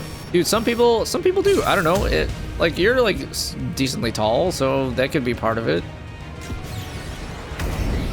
I mean, what's the alternative? Would you rather look older than you actually are, or would you rather look younger? Personally, I would prefer to just maintain the idea of looking younger than I am for a very long time. Funny story is when I was coaching a volleyball team, I was 24 at the time, 24, 25, and I was coaching like high school teams, right? And at the tournaments, it happened more than once. It happened like 3 or 4 times, either during or before or after the game of the other team that I was playing. I had other teams approach me and they were asking me like, how old are you? There's like no way that you're that much older than the people that you're coaching, right? And I was like, okay, take a guess as to how old you think I am. And then like almost without fail, almost all of them guessed like under 20. They're like, you're like 19 or you're like 20 at most. I was like, no, I had a couple years to that. And then when I said 24, 25, they're like, really? I was like, yeah. And they're like, wow, we thought you were young. I was like, I'll take that as a compliment on a surface level. But at the same time, it makes sense because like I was smaller than pretty much all of the teams or the team members that I was coaching. So like, hey man, once I hit 50, if people say that I still look like I'm 30, I'll fucking take it. 3, 2, 1, start. I guess looking older than I am than you actually are sounds cooler. Yeah, I guess it depends on the context, like what you're going for. If it's in like a professional setting, I could see that making sense because a lot of times younger people in the workplace are kind of not ignored, but like less paid attention to because they seem like they don't have like as much experience in the industry or whatever they say, you know. 5, 4. Whereas if you appeared older, people would automatically assume like, oh, this guy's a seasoned veteran, so I could take his word, I could trust what he's saying at a surface level. Your English teacher in high school looked like 22 or 24, but I'm surprised she's slightly older than I am. Dude, yeah, I think about that all the time, especially I didn't have that many really young teachers in high school. I think I only had a couple that were like late 20s, but in middle school, I had a bunch of teachers that were like probably just freshly graduated, and at the time I didn't like know or care because I was like, I don't know, what, 12, 13, 14 at the time. But then I thought about it when I reached their age, and I was like, damn, if I had to be in charge of a bunch of middle schoolers at the time, first of all, I'd hate that because I do not have the patience to be a teacher. Coaching already instilled the idea in me that I want to just like suplex kids if they piss me off, so I know that I'm not fit to be a teacher at all, right? Coaching is like the limit that I could handle. Oh, come on, more. 4, 3. Okay, we're good.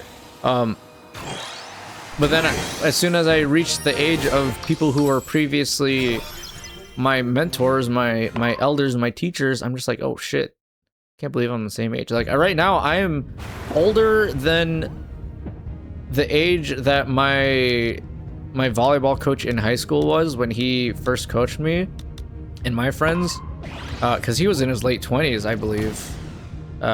If not, yeah, I'm pretty sure he was late 20s. And I'm just like, holy shit, that is insane to think about. And now he's in his, like, you know, 40s.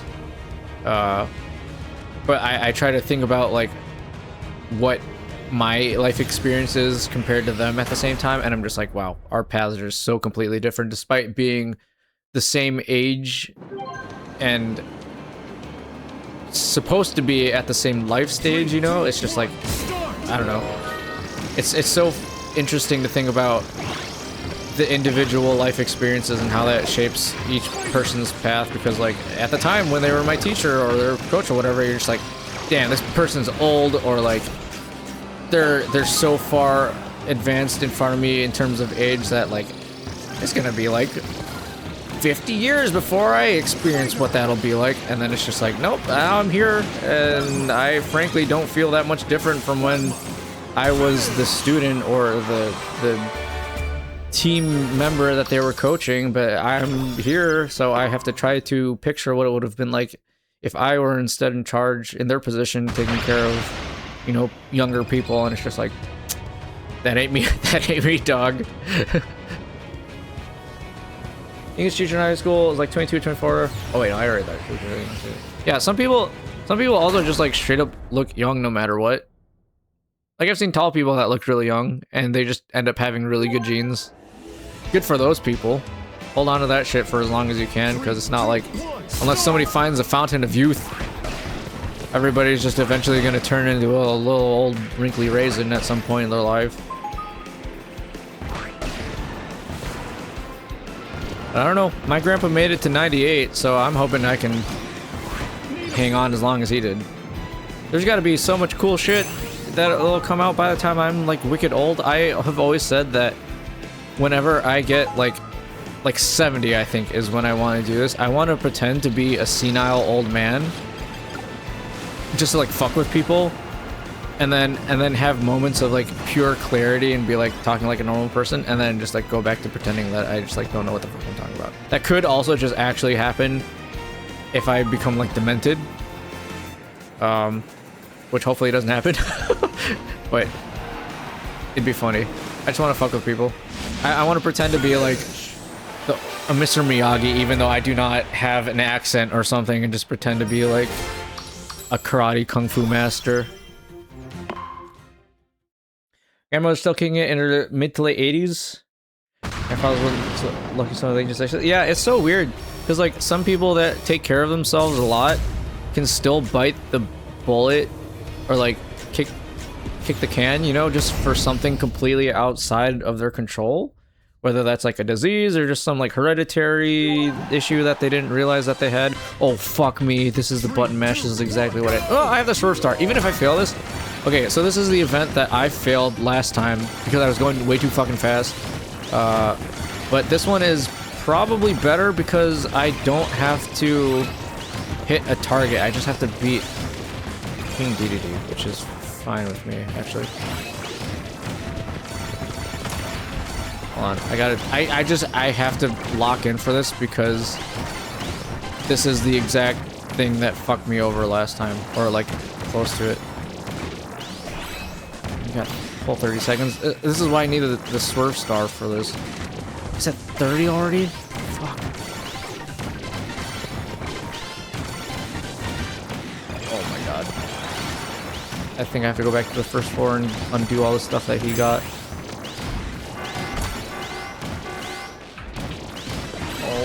Shadow Star's a little too... Okay, I have to run Swerve Star for this. But yeah, it's really weird, because like... You'll see people who don't take care of themselves at all, and they live into their like fucking 90s. And then you see other people that are very fit, very active, and then something takes them out by the time they're 60, and it sucks. You would hope that the people that pay attention to their health and put in every effort to extend their lifespan as long as possible get rewarded with that goal of hitting 80, 90, whatever. But I don't know. Humans are both fragile and extremely hardy at the same time. Can I win this with the Swerve Star? I don't remember if I can change my thing. Look at this. Can I take my hands off the controller and it just works? I'm currently not touching my controller at all, by the way. I'm just letting this run. Yeah, I'm for sure at the same speed now that I can just win without actually playing the game. I don't think your grandfather could have done much. Cancer sucks, and not sure how long you had it for. Yeah, that's family someday. Yeah, for sure. Get your family's like medical, maybe not necessarily medical history, but like learn about any familial inherited potential diseases that you have, just to prepare yourself in the future, because a lot of people don't. I personally am also probably on the lesser known side about that. Like, I haven't really dug into it. I've talked to some family members about stuff that they have, but I don't really know the true history of our like medical issues.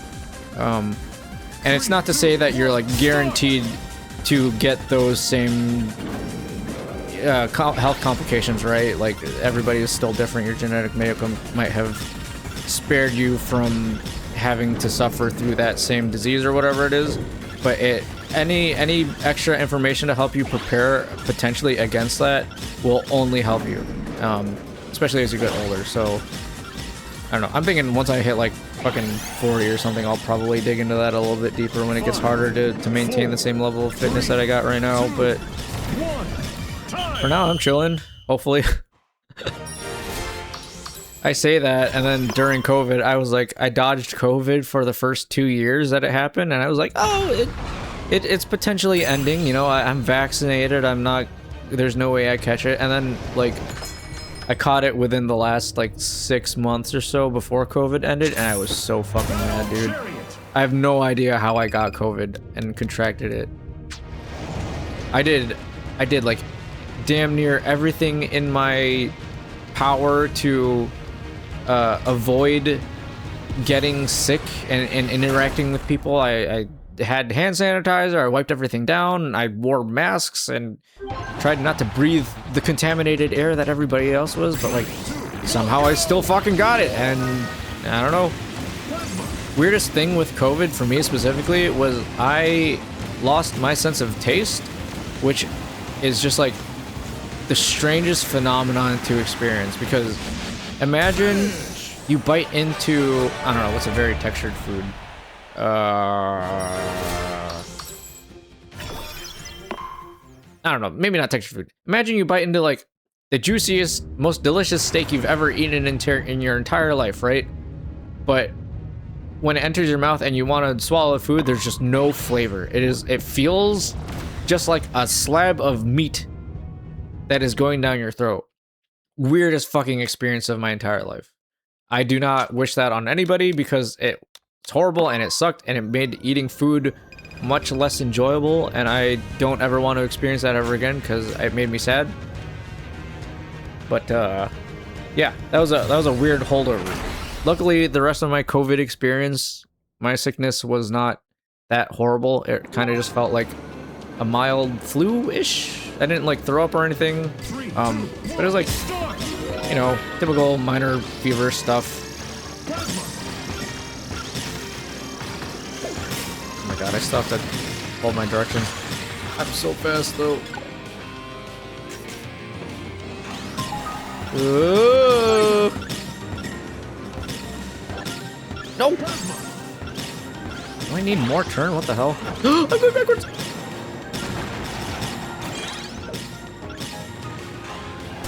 Holy shit. I COVID for a few days in 10th grade? Dude, yeah, that shit sucks. And COVID itself is just such a blur, man. Like, I feel so bad for the people that were still in school during COVID because it just like irreversibly fucked up a lot of stuff in your life that you otherwise would have experienced.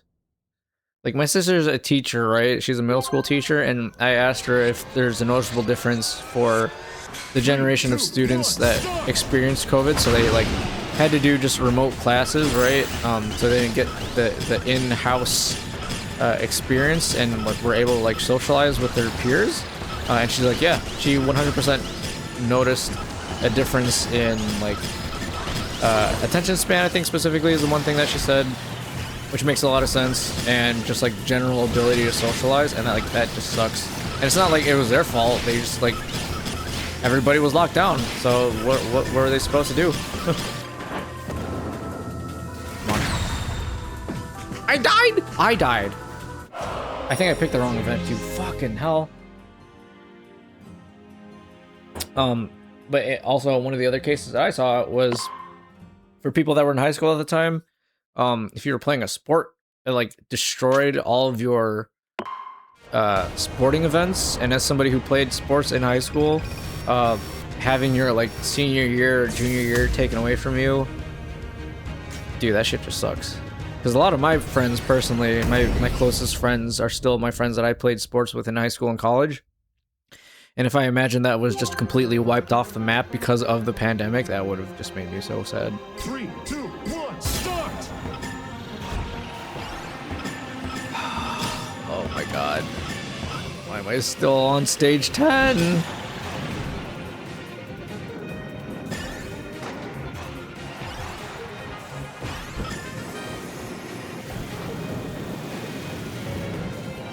Should I be eating those special bots that are ahead of me too? I don't know why I'm calling them bots. I'm just calling everything bots at this point. Do I kill them or do I eat them? Well, I can't find out the answer because I beat the race too fast.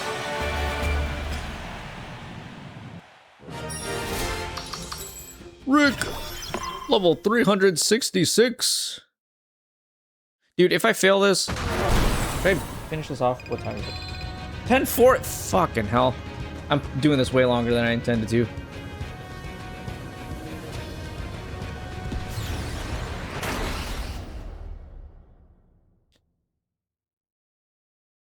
If I fail the event next time, I am calling it quits. 3, 2, 1, start! I'm also like at the end of this drink that I have right now, and I don't feel like making another one, so.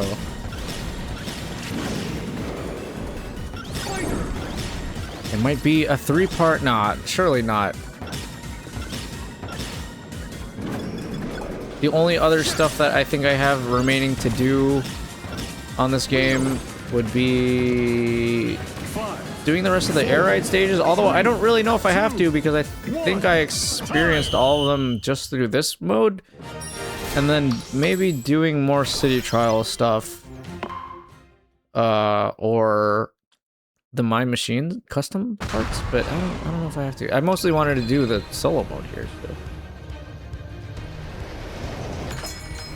Let's check what we got here. Oh, the tank star. I don't really want to use it, but I should buy it for the achievement. Okay, let's buy it. Full tank! Full tank. Obtain every kind of machine. Oh, I did do it. Can I still go fast enough in this? Okay, let's take a Great Panic. I think this thing is slow by default, and that machine that he has is specifically the one that goes fast in a straight line, so I might have made a mistake.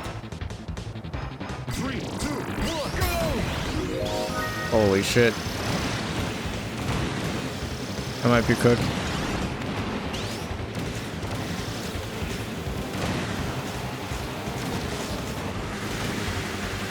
No, fuck you. Oh, I'll do one more. I have to give myself some grace because I got a new machine. 32, my freaking ass. Okay. Well, I at least completed that, so I don't have to worry about it, but I have to do all this shit again. Okay, go back to this rough start. This will be my actual last attempt for the stage 10. I want to at least hit the halfway point, and then I'll save final boss and then true final boss for another stream. Probably not next weekend because I'll be busy, I think, with friends that are coming back in town. But maybe I'll maybe probably not worth turning it into another drinking challenge because I'm already 3, 2, 1, start! through most of the stages. Get the fuck out of here, dude! Stop shooting me! What are you talking about? I just put my my mouth on the barrel of his gun, and he was just able to, like, full auto fire. What the hell? Okay, 33. Oops, that's not the right thing. Might not be able to show up because you don't use Twitch often. That's fine. Appreciate you stopping by, though, for this. Honestly, I just do this because I'm gonna play the game anyway, so I might as well just yap into the ether, whether or not somebody shows up. So it's cool that you stopped by, I appreciate it.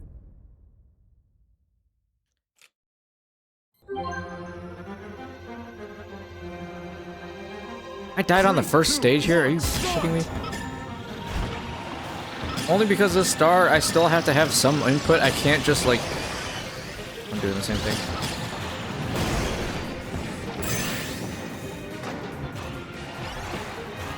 Don't touch the controls, just let it go. Oh, such a run out. No, I have to... Kirby. Holy shit.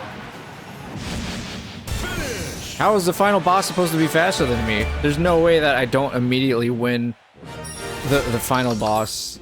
Unless it's a fight in regular hard mode. Oh, sticker! In regular hard mode, it was just a drag race to the very end. But I have a feeling that they're gonna make the last secret boss, which is supposed to be after that guy, like a regular fight. I think. I don't know. I could be lying. Man, forget Twitter's a blessed algorithm for this. Yeah.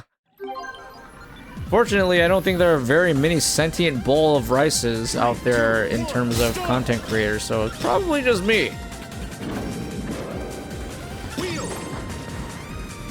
I am admittedly somewhat sporadic with how often I stream, but recently I've been trying to be a little bit more consistent with it. Most of the time, my goal is to do at least one during the week, and then at least one during the weekend.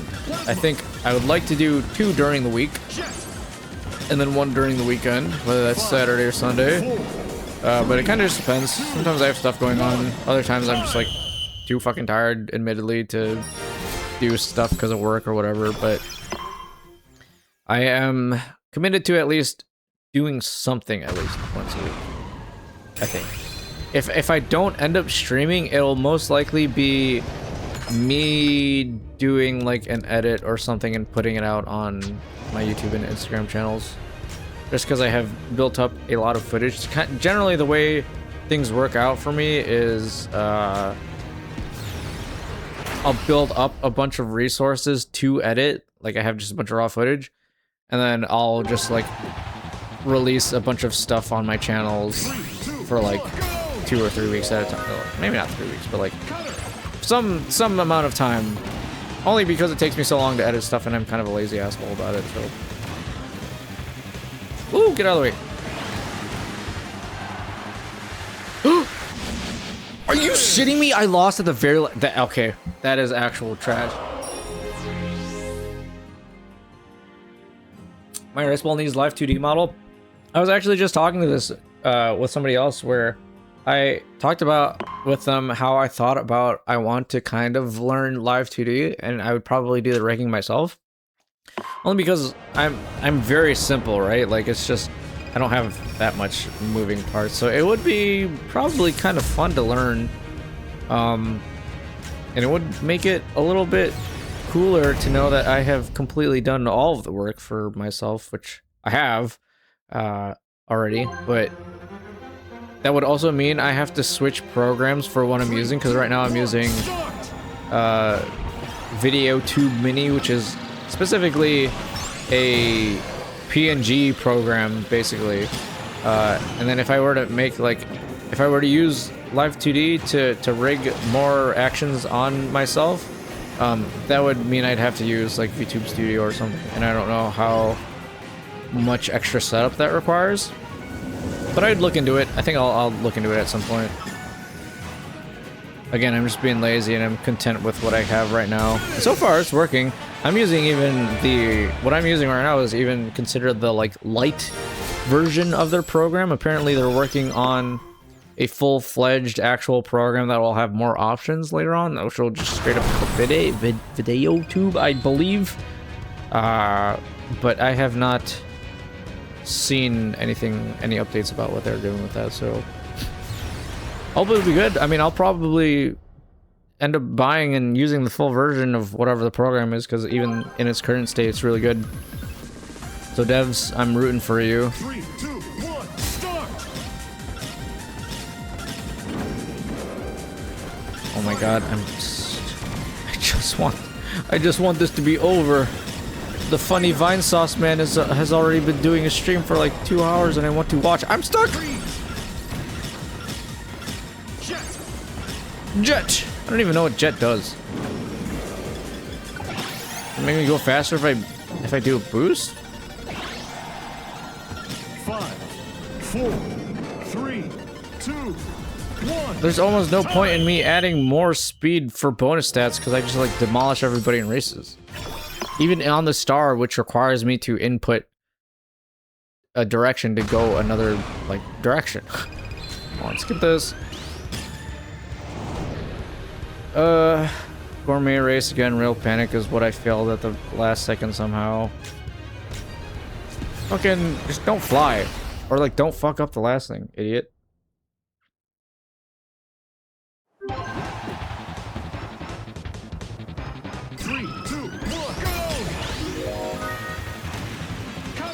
Am I faster in the air than I am on this rail?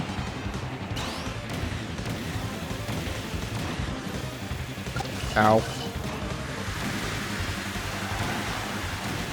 Okay. Wow, he was actually pretty close to me still.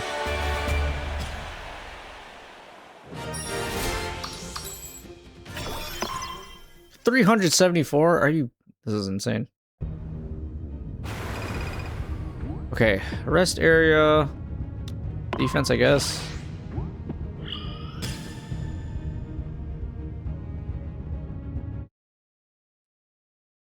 No, I maintained Swerve Star because I needed it for the button mash, right? It's taking me a really long time to come back to it, though. Race mount. Oh, take every race that I can. I'm just so fast.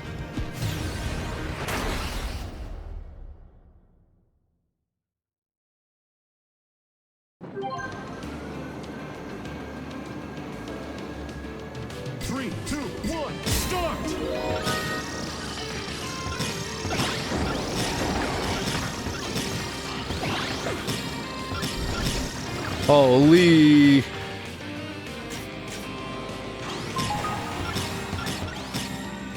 Any other star that didn't require me to like turn 90-degree angles, I'm fairly certain I could also just take my hands off the controller and win by default. Look at that. I'm so far ahead of them. Holy crap. Holy crap, Lois. This really grinds my gears.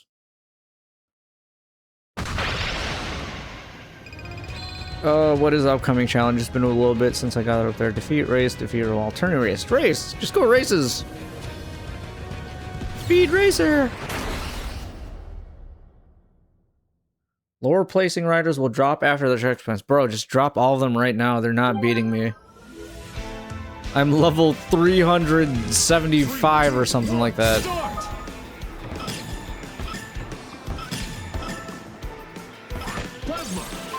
Plasma!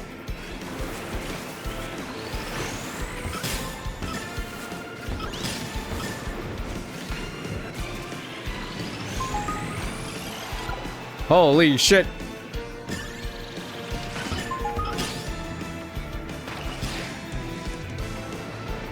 Again, hands are off the controller, by the way.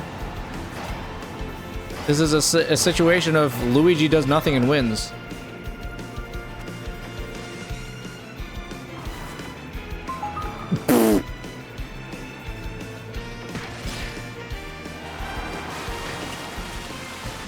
Good lord. My friend gets Switch 2 will be giving me results which one I plan on modding for a minuscule chance for it to possibly run Hollow Cure. Ooh, that would be awesome. Oh yeah, Hollow Cure is not out on anything other than Steam, right? I mean, originally, was it originally an itch.io game? I don't remember. That the stuff around Holocure is so interesting because KU strictly wants it to be a passion project, which so much respect for him for doing that. Like, he didn't take any money for it at all, and I totally understand the reasons for why he's doing that. 3, 2, 1, go! And from what I read, I think Cover like even offered to like pay him for it because they're like, this is just like straight up our most successful fan game, and like anybody else like deserves money for it, but he still refused it. So he's kind of like based. and as somebody who enjoys the I don't know what the terminology for is it, like survivor legs, vampire survivor legs, it's like legitimately just like one of the best in the genre, even despite being a free game.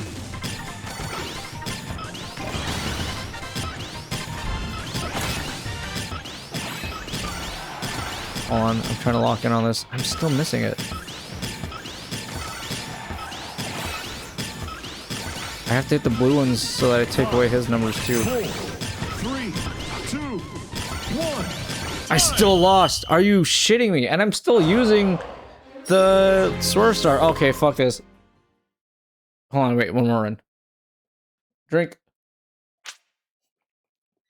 If I fail this next attempt at it, I'm calling it quits. I can't really say I'm soft locked on it anymore because I have the Swerve Star now. And I think it's just a skill issue. I should be able to get back to that point though, like fairly easily. Still on itch, yeah. Dude, Holocure is insane though. It's genuinely one of the best fan-made and like free games out there, period. Like, it doesn't even matter if you have any connection to Hololive as a fan or anything. It's just like straight up just a good game. I still have not played, I have it, I just haven't played it yet, is Hollow Break, right? The Holox fighting game, like the beat 'em up game. I don't know why I haven't played it yet. It's just I have it sitting there, it's just I haven't done it. But that looks really good too. Apparently when he was in the middle of making that game, he said he kind of used it to learn a lot of new things that he could then apply to Holocure. It was kind of good for him to kind of approach a different game dev like project, because it refreshed his willingness to work on Holocure, which is great. Holox, Hollow X? I don't know, I've heard both. I hear a lot of people call it Holox, I've heard a lot of people call it Hollow X, so I kind of flip-flop between the two, depending on what I hear, like, between pecan and pecan, or caramel and caramel. I think the girls that are actually in the generation call it Holox, don't they? Do they not? Am I wrong on that? I could be wrong on that. Either way, you know what I'm talking about. Sixth gen. Fire. 5, 4, 3, 2, 1. Time. Please, I just want to beat the challenge. I think I might have to stay on the first floor and just remove all of the blue dots that DDD gets and do it that way. Otherwise, I don't think I can kill him in time and remove him from the race. You want Holocure 0.8 to come, and his feelings can be Advent versus Justice. I could be talking out of my ass, but I think I remembered something where KU said that he wanted to include Advent and Justice together instead of having them separate, just because their like lore is so closely tied to one another, which makes a lot of sense. That'd be neat. He's probably working on Raura's ult being Doom, which I think specifically she tweeted about and was like, hey KU, if you're gonna add me to, when you add me to Holocure, I want this to be my ult, because that took off. That was such a funny moment. I've wanted to play Mage Arena myself, but it's so hard to get my friends together to do it, so I just live vicariously through the collab streams that they do. Doom. I don't even know what Raura's ultimate would be if she didn't have that. Like she'd draw something and then it'd kill everything on the screen? But Eophi's already does that. Sort of. It doesn't kill everything on the screen, but you can like draw. Unless it's her like portal opening powers or something with her god eyes. But I'm sure that her god eyes is kind of just like a regular ability that she has as part of her kit. I don't know. The nice thing is that KU also will update movesets and stuff for already existing characters, like how he changed Ozki's ult from like spamming a bunch of projectiles to her zero guesser thing, which was really cool.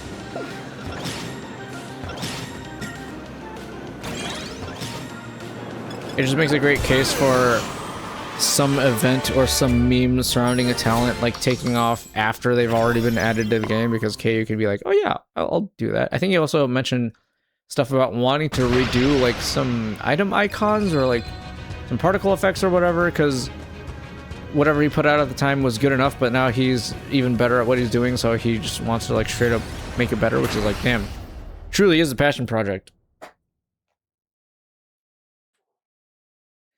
I have a feeling Nurse's special would just be like Subaru's, but multi-direction, because she's essentially Black Bolt. Yeah, she just like whispers and everything dies around her. Nurse's could be... Alright, because she's the Demon of Sound, so you would assume that it'd be something like singing like a note or something, and then she just like blows it up. But like, how do you make that different than, for example, Mume's ult, which kind of just like murders everything on the screen, right? Nursa has a lot of stuff going on for her, so she has a whole host of things that she can make her ultimate. Like, one of the things that I thought would be a funny idea when I was brainstorming ideas for what their ults or like abilities could be was like something involving the Ravencroft family. So it'd be funny if her ult was like she summons her entire family as like additional units and they just like murder everything on the screen.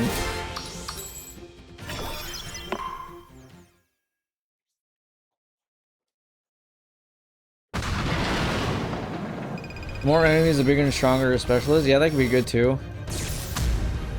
Or she sends a fat flock after the enemies and kind of just like steamrolls them. I don't know. For sure her weapon is going to be her tuning fork though. Which is such a genius idea, concept as a weapon. Okay, I have to log in for this. 3, 2, 1, go! What the fuck? Why did it send me up? Hello?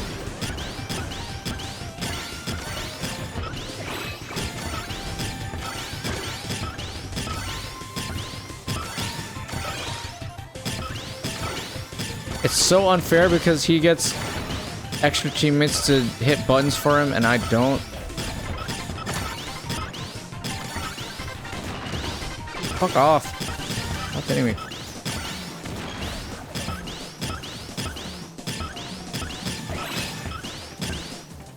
I missed that? Oh, this run is fucked.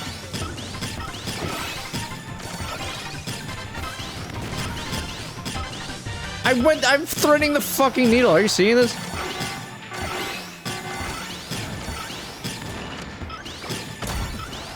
I'm only staying on the first floor because hitting the blue ones also takes away from their score, so it counts as like 2. I was kind of close actually. Maybe I go up on the second floor. Dude, fuck this. I'm gonna approach this layer. I need to take a fucking break.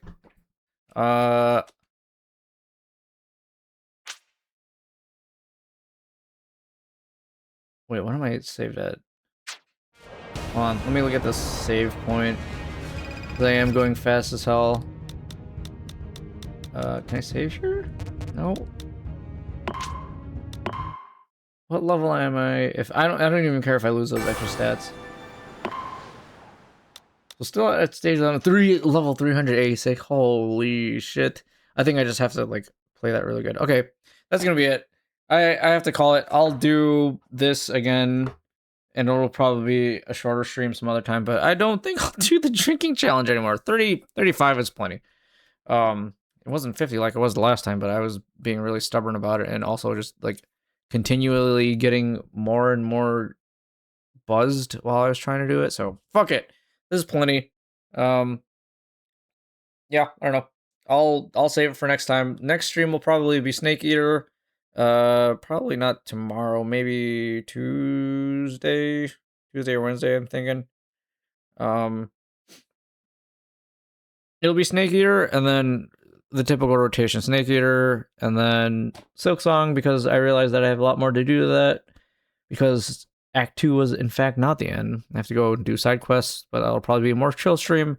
And then maybe the weekend we'll come back to this. But I've been on these same 3 games for the last like 2 months, so I need to hurry up and finish some of them so I can do some other stuff. But that'll be it. That was the stream.